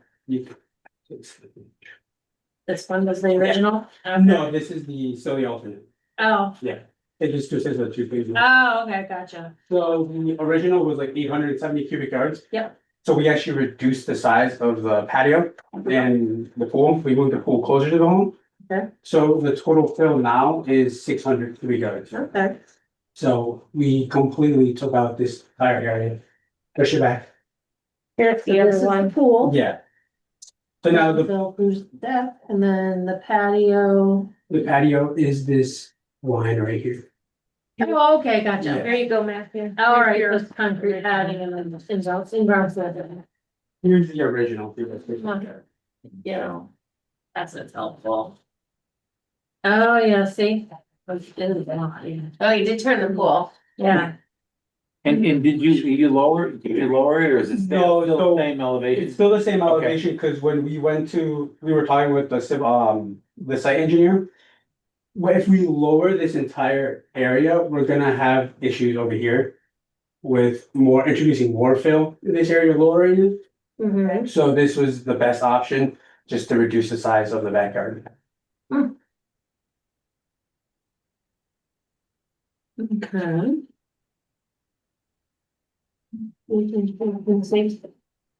Yep, but you know what, could you state your name and address for the Oh, yeah. record? Matthew Patino, 8 Vincent. So the house, there's a house there now? Oh, yeah, it's under construction. Oh, it's under construction, Yeah, yeah, gotcha, I didn't see Yeah, that, it's not so. totally finished. One other thing, do we open the public hearing? Yes, we Oh, did. yeah. Sorry. Yeah. Yeah.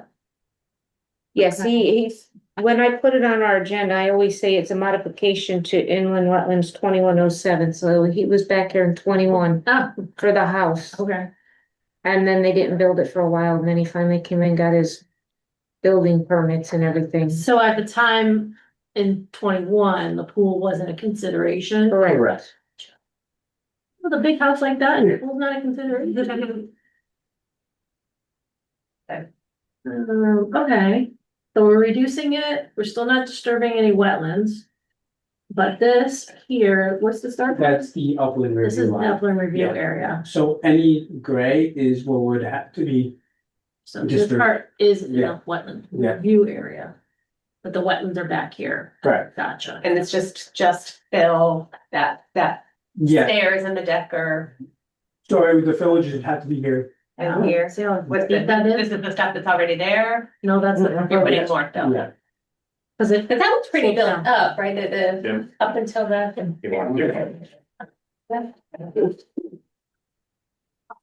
This is our regular meeting.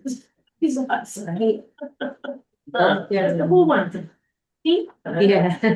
Go sit. Hurry back, Jim.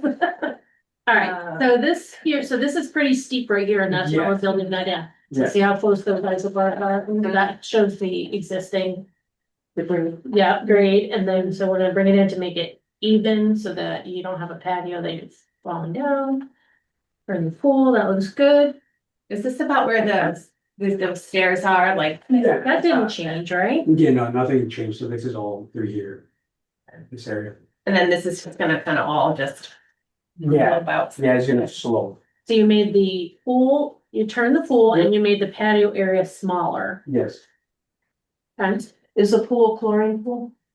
yes. I have an issue with that. yeah, Okay. usually we. And the we issue do I have- salt water.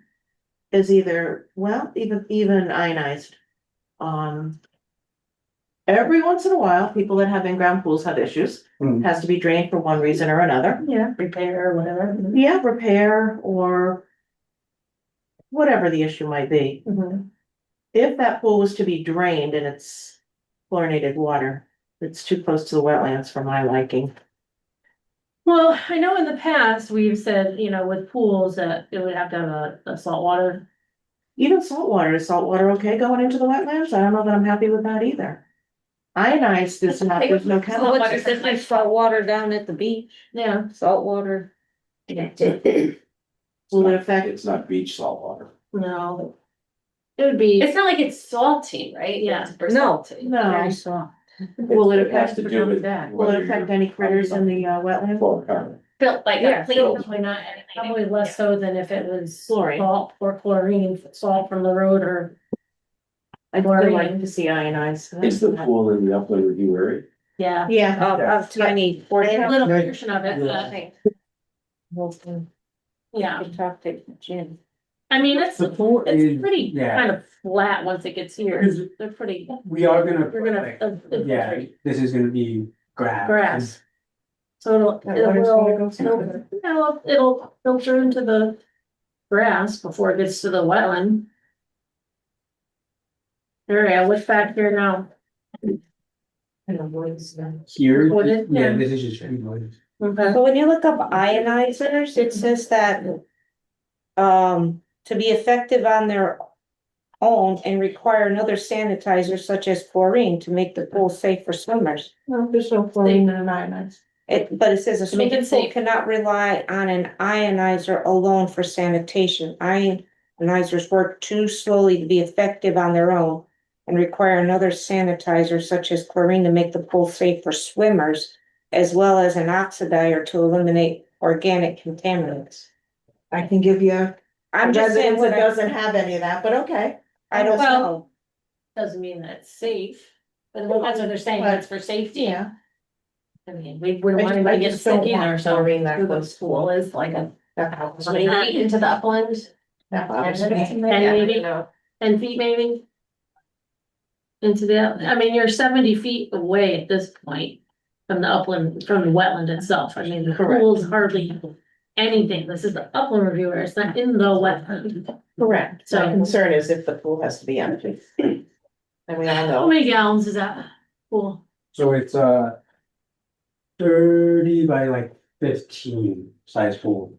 Okay, how many gallons is that? 'Cause I can't even count more. Depends on the depth. Maybe Try to keep it the pool. I've looked at figures all day long. I can't look at everything more. I mean, normally when you're emptying pools You're after pumping the it. winter and it's not chlorinated, it's Just water. it's Normally drain. Yeah, usually fully chlorinated, ready to be. You don't drain an in-ground pool unless there's Yeah. an And that's issue, an but, issue. but that doesn't happen extremely often. True, I'm not saying it happens once a year, once every 5 years. It's because you've got a lot of, it's high, it's full and. You have to be reasonable. Right. About that, so, Also, like, there's companies that come and like take the water. Right, pump it out, yeah, for a cost, yeah. yeah. I mean, I'm thinking if there was a leak, it'd be a slow leak and it would be infiltrated underground anyways. I know what you're saying, I know what you're thinking. Been pools for many years, but okay. Like 83 cubic yards.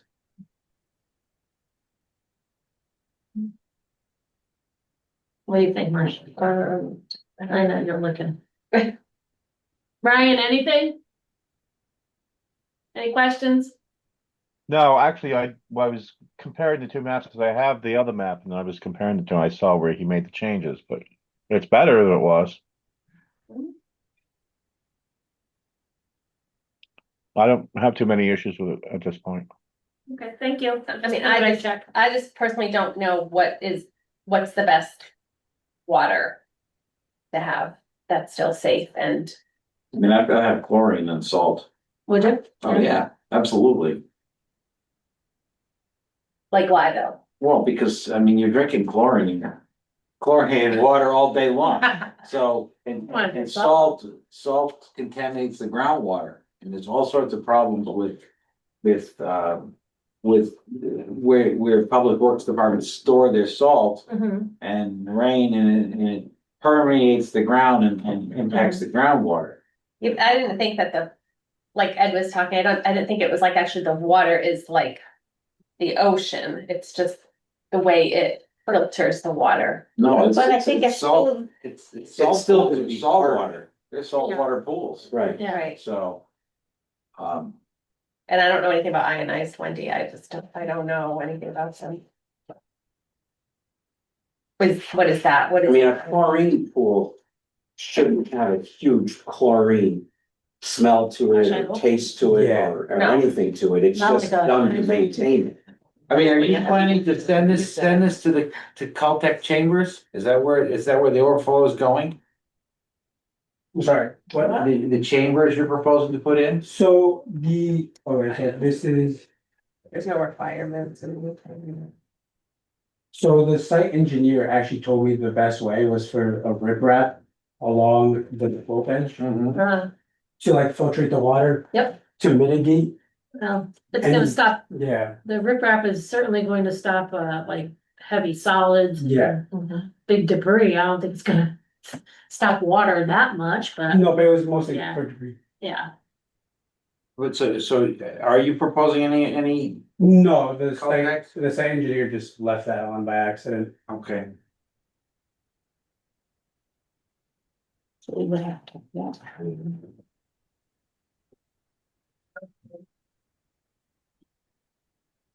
I mean, that would be the only thing that if you're really concerned about it being discharged over land is have him install a dry well, or maybe we don't like the word dry well anymore. A wet well.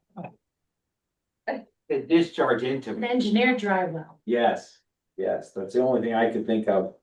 I mean, okay, if we put that in, how is that going to stop any chlorine? Well, it would go in there, so it'd be going underground. Yeah, it's going underground. I mean, most in-ground pools, any water will flow. Yeah. It stays on the pool deck and evaporates and compared to an above-ground pool that if it was to break, it That's goes. true. No, it goes above ground. We have better different, yeah, there'll be different circumstances. Saying it's gonna be an issue, I'm just saying. And Well, we can't, Could be. that's I something we could, can't. yeah. What Let's are the hope it kills chances? me. But, it's what is the probability of that? Well, What is we're not the doing a risk is Probability so small? study, I don't think. But the risk is so small. Yes, I agree. And that's why you cannot go by probablys or Right. could be. It's just- When you make It's a a. better plan. Oh, yeah, Everything's, much better boom, than the original. better than the original, right? I mean, excuse me, I don't have an issue with this. Anybody from the public have an issue with it? Does anybody know out here? There's nobody here. All we have is. Well, then, Good condition. you know, Whether it's you. not like he's putting in 12 houses back there. Hell That's- no. That won't be a problem. I mean, you could probably squeeze them in there, you know, but. Going into a dry well. You could have. I mean, I did have two neighbors that Yeah, came in and Most of your not flashlights for on. your thing, but from when we sent out the special permit uh-huh, for the fill. yeah. And they said, oh, this is what it is, okay. And they were Usually bordering that it. usually They were comes under all bordering it. pools. He You know, sent out his. it doesn't impact them usually too Because they much. came in and saw the plans and that we had, Exactly. which was not your alternative, but your, Yeah, yeah, I just said, well, this is what it is. Oh, this, okay, they were okay. bringing in the fill to make it level, which, you know, to me is better because it won't be as strong as if it whooshed down the Correct, hill, so, correct. you know, I think it gives better That's filtration a if it, technical term. if it were to do that. Whooshed. Whooshed. So, I mean, I think making sure the drainage is controlled. control, yeah, that's all. Because Now, is this a, what's your pool gonna be made of? Is it a shell pool or is it a? No, so it's not fiberglass, like they're actually Okay. coming and doing, Gunite? yeah, Yeah, okay. But the fiberglass ones in the northeast can tend to crack. They can have frosties. yeah, our contractor said that gunite was the better option. That's the better Yeah, option. so. We just have to Yeah, go with well, it. definitely the better option. Yeah. Yeah, definitely, okay.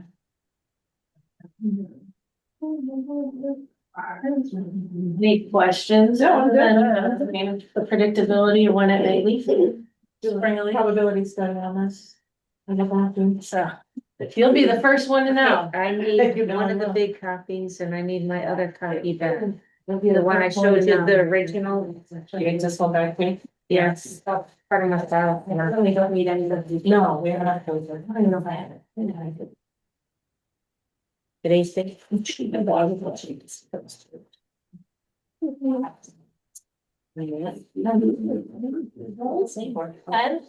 my God. Well, we could have some planting in the pool one day, like some office or something that. Bushes and I'm sure probably they probably will. Cause that's probably last. You're one of that position. Give me 2 minutes.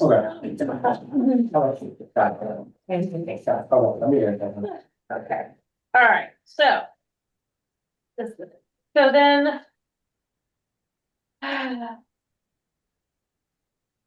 We can close the public hearing I then? don't think there's anybody online for that. No.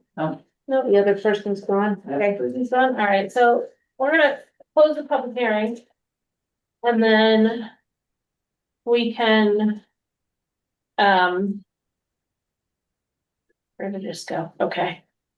Then we can, vote on it if you'd like. That would be old business, B. D, yeah, old business D. So, are we in agreement to maybe approve the application as it says, submitted, revised one? All right. I'll entertain a motion to approve application IW 2505 for an in-ground pool, patio, and fence, and what is it, 600 cubic? Yes. 600 cubic, Fill in the wet, In the upland. yeah. okay, 600 cubic yards? Cubic yards, yeah. Cubic yards, fill. Within the 100-foot upland review area located at 187 Forest Street, and applicant is Matthew Patino. And the following conditions, do we have any conditions? Any conditions going once? I would like to see a little bit of conservation in this, so many. Where? End up by the bottom of the hill. The bottom of the hill. Hill. Why would you like to see conservation? Conservation is for what? Yeah, So we don't creep closer. No? You know, I What is he? don't think it's necessary. okay, I would request Yep. that he mark the They can mark limited it. fill. Prior to starting, just so Yeah. that we, That's a good they idea. know where it's going. And we know where it's going, so it doesn't go beyond that, that would be good. period or place. Okay, you said mark the limit of fill prior to construction. Private filling. With like stakes?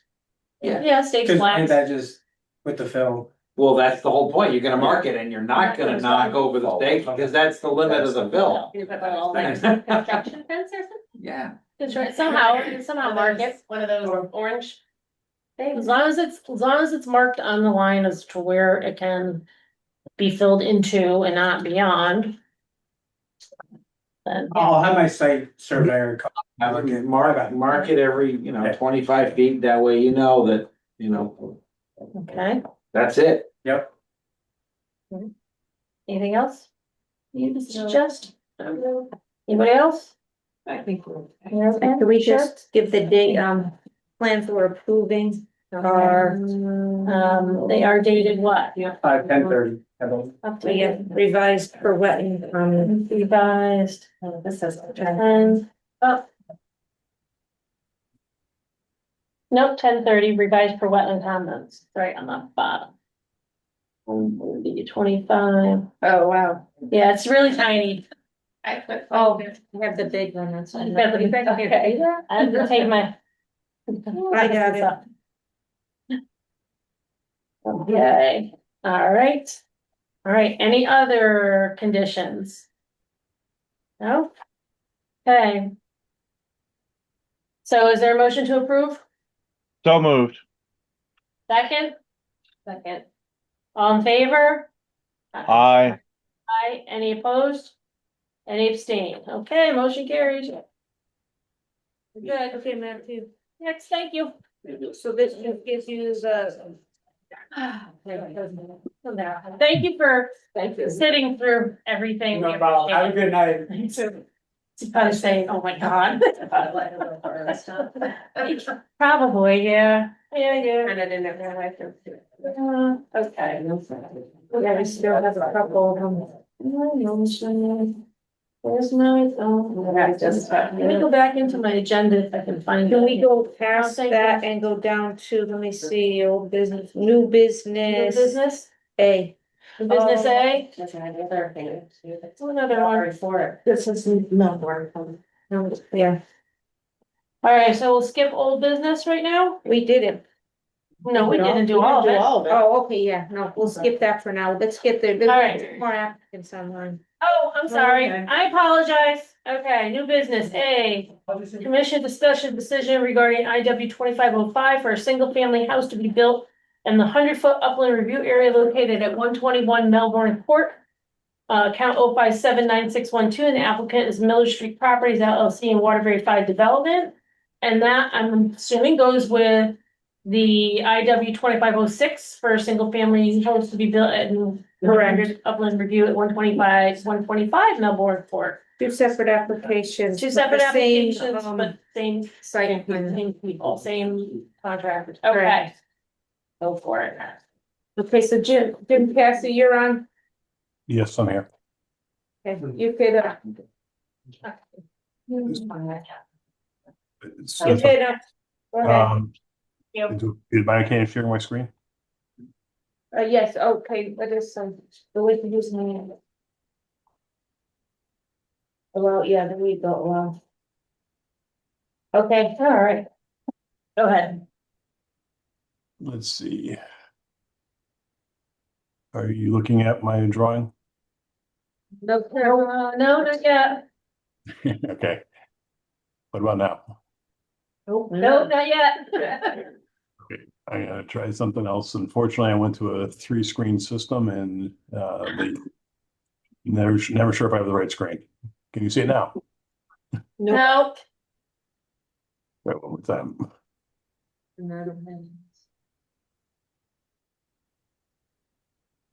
No? Oh, maybe. Yeah. Something's down there. You see something? Sort of. Hey. Oh, yay, thank you. Okay. Okay. Need 3 maps. I'm just gonna make sure you're looking at the right screen.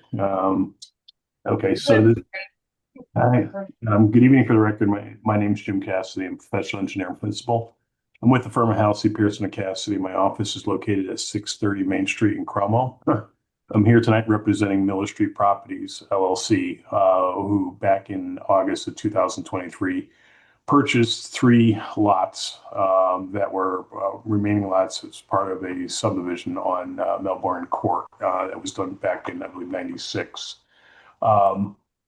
We have an application up before you this evening for potential development of 2 of those lots. On the plan before you, you'll actually see 3 lots.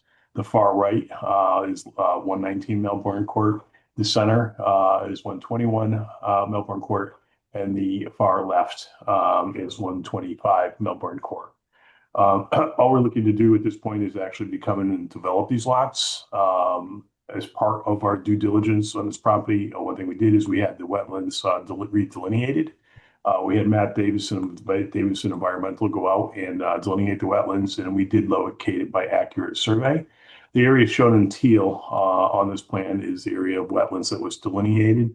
The majority of this wetland is actually associated with the detention basin, an existing detention basin that was part of the Melbourne Court subdivision originally. Is located way at the back of the property. When you take a look at the site, what you'll find is that there's a pretty steep grade as it comes off of Melbourne Court. It's actually from the very front to the far back of the property is actually about 60 feet difference in elevation. When you first come off the road, there's a bit of a plateau, but then it drops off about 20 to 30 feet in elevation.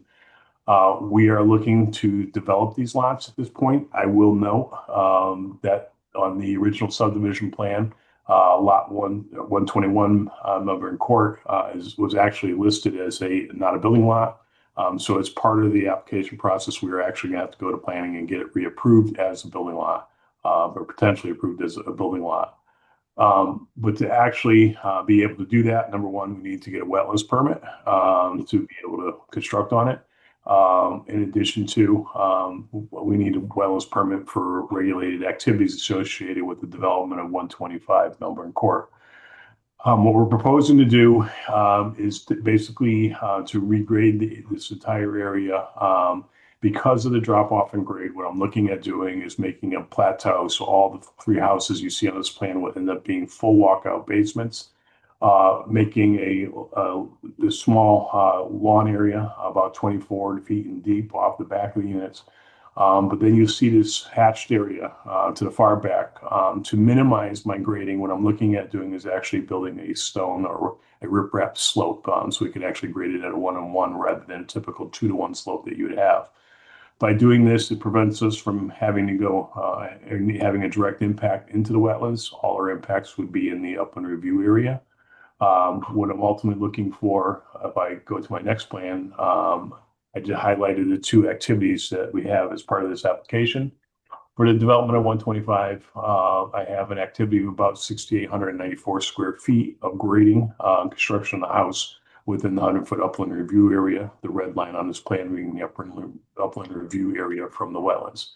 For 121, the area highlighted in orange would be the activity within the 100-foot upland review area.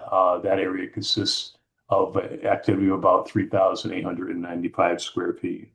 I'll let you know, I did sit down with staff. They did present me with some comments, but I have not had the opportunity to address some of the plans yet. I've been dealing with some other matters for the past couple of weeks. But I was asked to just give a brief presentation this evening, because it's my understanding this would be deemed a significant activity, would be continued on to a public hearing. So with that, I'm going to conclude that portion of my presentation and take any questions from the commission that you may have. You said that initially 121 was not proposed? No.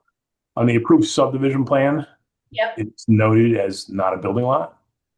Okay. So ultimately, I need to try to go back to planning and zoning and see if we can get it reapproved as a building lot. Okay. A lot of it had to do with when they developed the property, there was some drainage that ran down through there. So you couldn't get your buildable square without being impacted by wetlands. You need to have a buildable square without any wetlands. I'll be honest, it's going to be difficult in that there's another requirement that I need to have a buildable square with no grade greater than 25%, or I can't have more than 25% of that box containing grades greater than 25%. That's going to be difficult. So I'm not really sure if we're ever going to really be able to do anything with 21, but this is the first step in the process where I can go to the next level. And lot 20, for 125, the It's our- proposed house is all within the upland review area. It's an existing lot of record. It's all within the upland review area, correct? I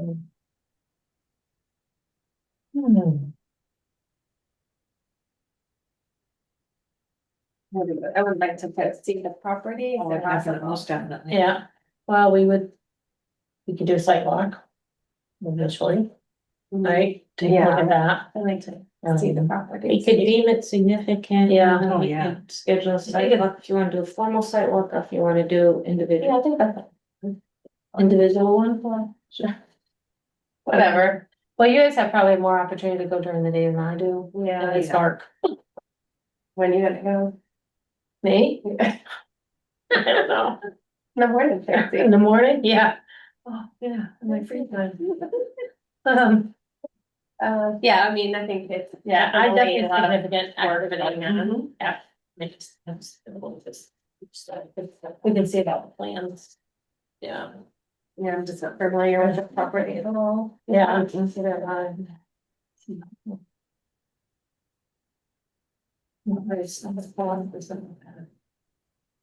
Yeah, definitely, definitely want to, see that.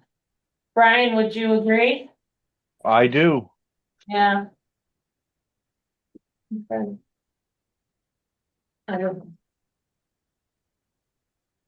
Yeah, I mean, I just think the amount of work One going and on. There is a lot, yeah. So I think we would definitely deem this as a significant activity. Yes.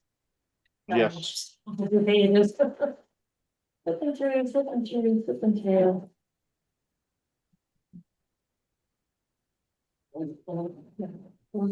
So this is 125. Let's see if we can count that. Much now. No yard. Okay. All right, so. Let's go on, I find my paper here. All right, so I think we can do these together, so. I think that we all agree that, both 121 and 125 are significant activities. We have a, We have it right, so I'll entertain a motion that. here it is, it was just. Never mind, I got it. But not the other. I'm one. tired, but I'm not that tired. Is that one? Yeah, no, both of them. Wait, there's three. Oh, we're not No, doing no. the middle one. No, that one, no, we're not doing that's one of these two. Oh. That- Was we're that, not- that, okay, got it. Yeah. So I entertain a motion that application IW 2505 is a significant activity for the proposed single family house is built with a 100-foot upland review located at 121 Melbourne Court, 0579612. And it is based on activity that it's based on the significant impact on wetlands or watercourses. We don't have a petition, right? No. Agency, so we're gonna set a public hearing for that. Is there a motion to determine that it is a significant activity? I'll make a motion. Okay. Second.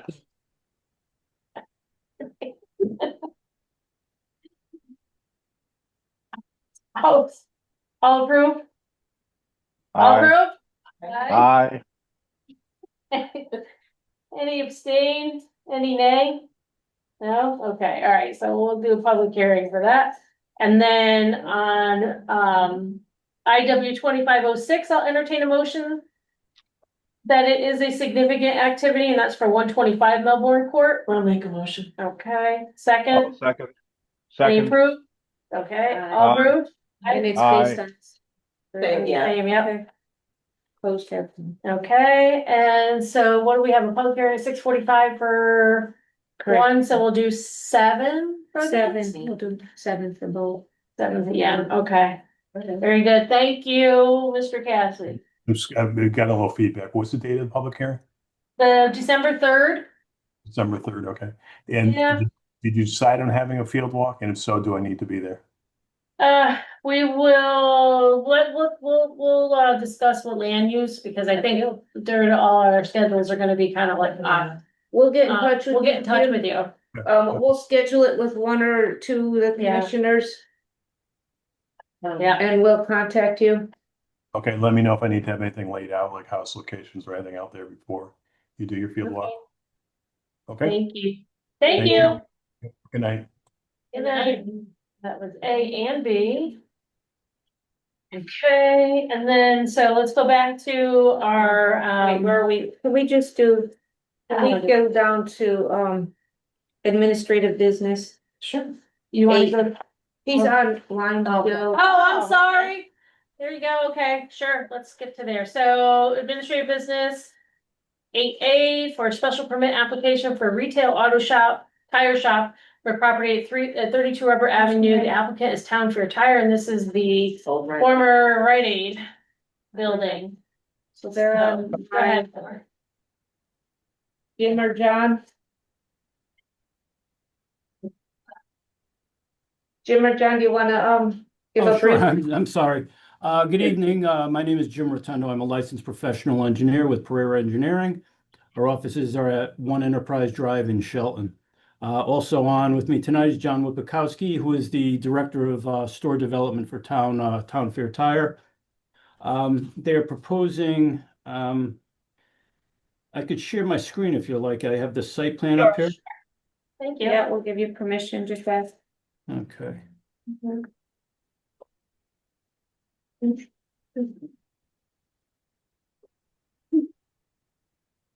Okay, you got that? Got it, just have to share, yeah. Okay. There you go. Okay, very good. This building right here, this is the former Rite Aid building. It's approximately 12,577 square feet in total. Town Fair is proposing to use a portion of that building of approximately 8,292 square feet. There's going to be another tenant space of about 4,000 square feet adjacent to that. The Long Meadow Pond Brook runs to the back of the site. There is this line right here, this dash line is the 100-foot upland review area. Just one correction before we start. In the administrative report, it does state that the Town Fair does not require a state of Connecticut repair service license. They actually work with a limited repairer's license. Oh, okay. Okay, the uses in here are strictly tire service, changing tires, alignments, and so forth. There's no oil changes, there's no brake work or any type of work that they use or handle or store any kinds of fluids.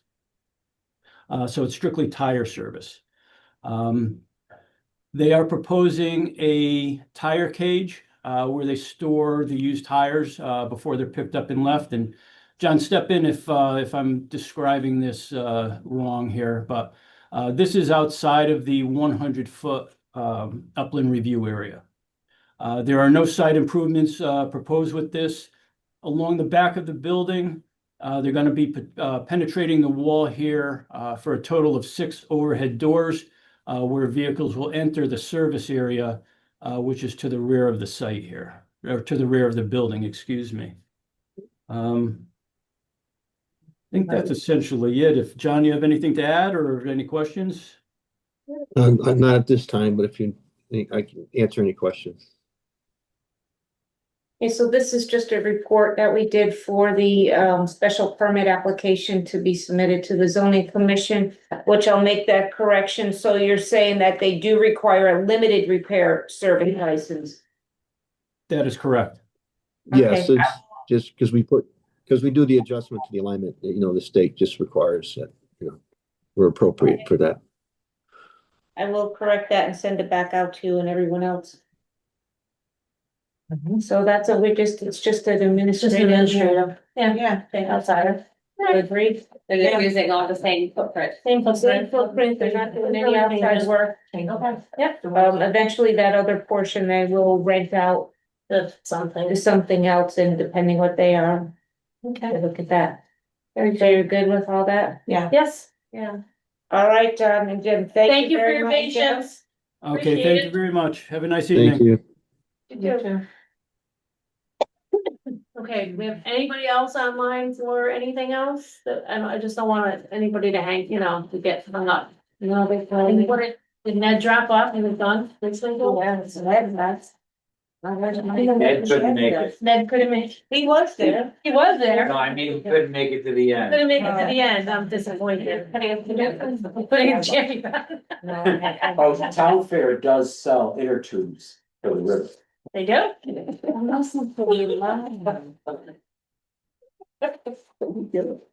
know, I was in Florida for a week and it came back and it felt like I never went on vacation. It's like, I just there. Let's go back to the beginning. How's that? We have Oh my Lord, okay. Mm. Go back to the beginning. I don't think we need In the to. beginning, we have the review and approval of the meeting minutes. Yeah, that's so magic. Yeah, I know. So we got I don't know where they all are, but they're in here. So we got the June 4 meeting minutes, Marcia, I don't think you were here for that, right? I think I was here for June. You were here for June 4th? Brian wasn't. Brian wasn't here, okay. Yeah, I was absent June 4th. These weren't here. Okay, so, Here for a sec. so that's for us three then. So, okay, so for the June 4th meeting minutes, was there any changes, any corrections or anything? No, No. that was just the one where I had the wondering about the, where Tracy asked. Where that asked. The Ed's Hardware, remember their issue? Tracy asked for it to be kept on the agenda till the work was done and just wondering. It's done. It is It's all done. done, yeah. Yeah. It was done, yeah. Well, it was just in there in the meeting, and it's, I don't remember. That's why, cause it's June. It's June. Well, I know, but I don't remember even talking about it in July, but Were you here in July? so. No, I don't. Well, we already approved the July. But was your son, your daughter was, Away? no, the shower? It's the end of June. Like, did you, and then you were going away, I think, July. Okay, maybe I wasn't. Anyways, it's been resolved. Right here. Resolved. I may have been away. We're gonna see it in the September, where Lori had pictures of the Oh, completed yeah, wall but and she was actually shared. not there. Tracy noted this to be Okay. That's all. removed from the agenda. You were That's all good to go. Okay. You weren't here September. You No, weren't here it's September. September. Gotcha. Okay. All right, so. Is there a motion to approve the minutes of June 4th as written? I'll make a motion. A second. Good. All in favor? Aye. That's it, right? Any opposed, any abstain? Okay, very good. Did I Brian- would like, I need to abstain. Thank you. Very good, thank you. All right. The minutes of September 3rd, were we, was at least three of us here? Marcia was out, but you and I. Me were and Brian were here. here. Okay. Louise was here. And the lead was here and we didn't have to, okay, so. The September 3rd meeting minutes, are there any corrections or amendments or edits or anything? So, not for me. No, Okay, I'll make a motion to approve. I'll make a so motion. moved. Thank you. Second. All approved? Aye. Aye. Any abstentions? Me. Marcia? Okay. All right, and now the October 1st, 2025 meeting minutes. Let me see. We have Marcia, Brian and me. Okay. God.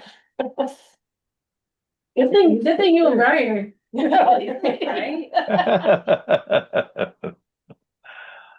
Right? Any corrections, comments, concerns? None. No, what about you? No, I didn't have any. Are you sure? Yep. Positive. Positive. Okay, is there a motion to approve the October 1st, 2025 meeting minutes? I'll make a motion. So moved. Okay. Second. Nine seconds. Not quick enough. Aha. Okay. All approved? Yes. Aye. Aye. Tracy will abstain. All right, yay. Okay, we're moving on. Moving on. There's no public left. Practically no commissioners left. Oh my goodness. Okay, old business. A cease and correct for 130 Rubber Avenue Friendlies. They don't have any money, right? No, we're actually, the town, me, Jim, They're gonna pay. Michelle, we have a That's meeting nice. with them on November 12th. All right. Say they're gonna. You're gonna. I had a, Okay. yeah, they're not ready to present the goals to understand what, if anything, needs to be done, and there are quite a few parties involved, including the ammunition's property owner and their negligence in this matter. However, we do not have, has not been able to contact them, so the ammunition's property owner, does not even exist anymore. Their negligence, That's why their negligence, that's it was what like they, stolen. Well, whatever. Okay. so anyways, we are meeting with them on November 12th. Okay. Okay. So I guess it's stayed on and. All right, we'll stay on. All right, we resolved item B, which was the pool, the Forest Street pool, so we can skip over that. And then the other one, 2504 for the 11 lot subdivision, we know that that's continued public hearing, so we'll skip over that. Were you raising your hand for a question? No, I was Good. not. Okay, moving on. Of course, WO report, oh my goodness, Rubber Avenue, Dion Xavier, he's never gonna We finish almost this poor took that man. off last week. He's still working on it. He's putting a little wall on the side of his house. Okay, Still getting there, slow but sure. goodness gracious. Good thing is, what is it, a 15-year permit? Falsified. You've got patience. So we will keep on. Keep it on, Yeah, okay. come on. And then what about the cease and correct for 4 Arch Street with the borough? Who's the problem child with this? Is that? No, not yet. There's no problem yet. It's just all the other stuff. The mayor's got his priorities and that's not one of them. We did talk about that. What, bring him in here, was he still? Yeah, you didn't mention that, did you? You should have asked. You went to the. When are you gonna have Jeremy do this? My goodness. Okay, So, well, it's gonna kind of. depend on what friendly included says. with when we talk to friendlies and all that stuff. Is it secure though? Like nothing can go in the brook? Like is there something? Like you up? demolished the Like- building and everything. I mean, everything's picked up. I mean, it's all big rocks and stuff, so I don't think there's any impact. It's just it's really messy looking, so. I'll talk to Jeremy again. I know it's one of his winter. I was gonna say fall, but that's coming to an end quickly. Well, Fall, winter projects. winter is upon us, right? Yeah. Okay, the only administrative business we have, We did. no, Oh, that one. yes, is the Oh, calendar. I had it, I covered it up. Okay, so So- this is the same thing as every year. It's the Yeah, first Wednesday of So- the month. like, we're thinking with the November meeting, cause it's always right after election day, and we're in this room and I don't think it's very conducive to, hold a meeting like that. Either maybe we can move it to another day We could try. for the- or just Let take me it off the just see calendar. Something. Just delayed Maybe just the 11th. Well, the 11th is Veterans Day. of that year. Yes, Yeah. Next year. November 11th is always Always Veterans Day. Isn't it? But 11/11. Observe it there.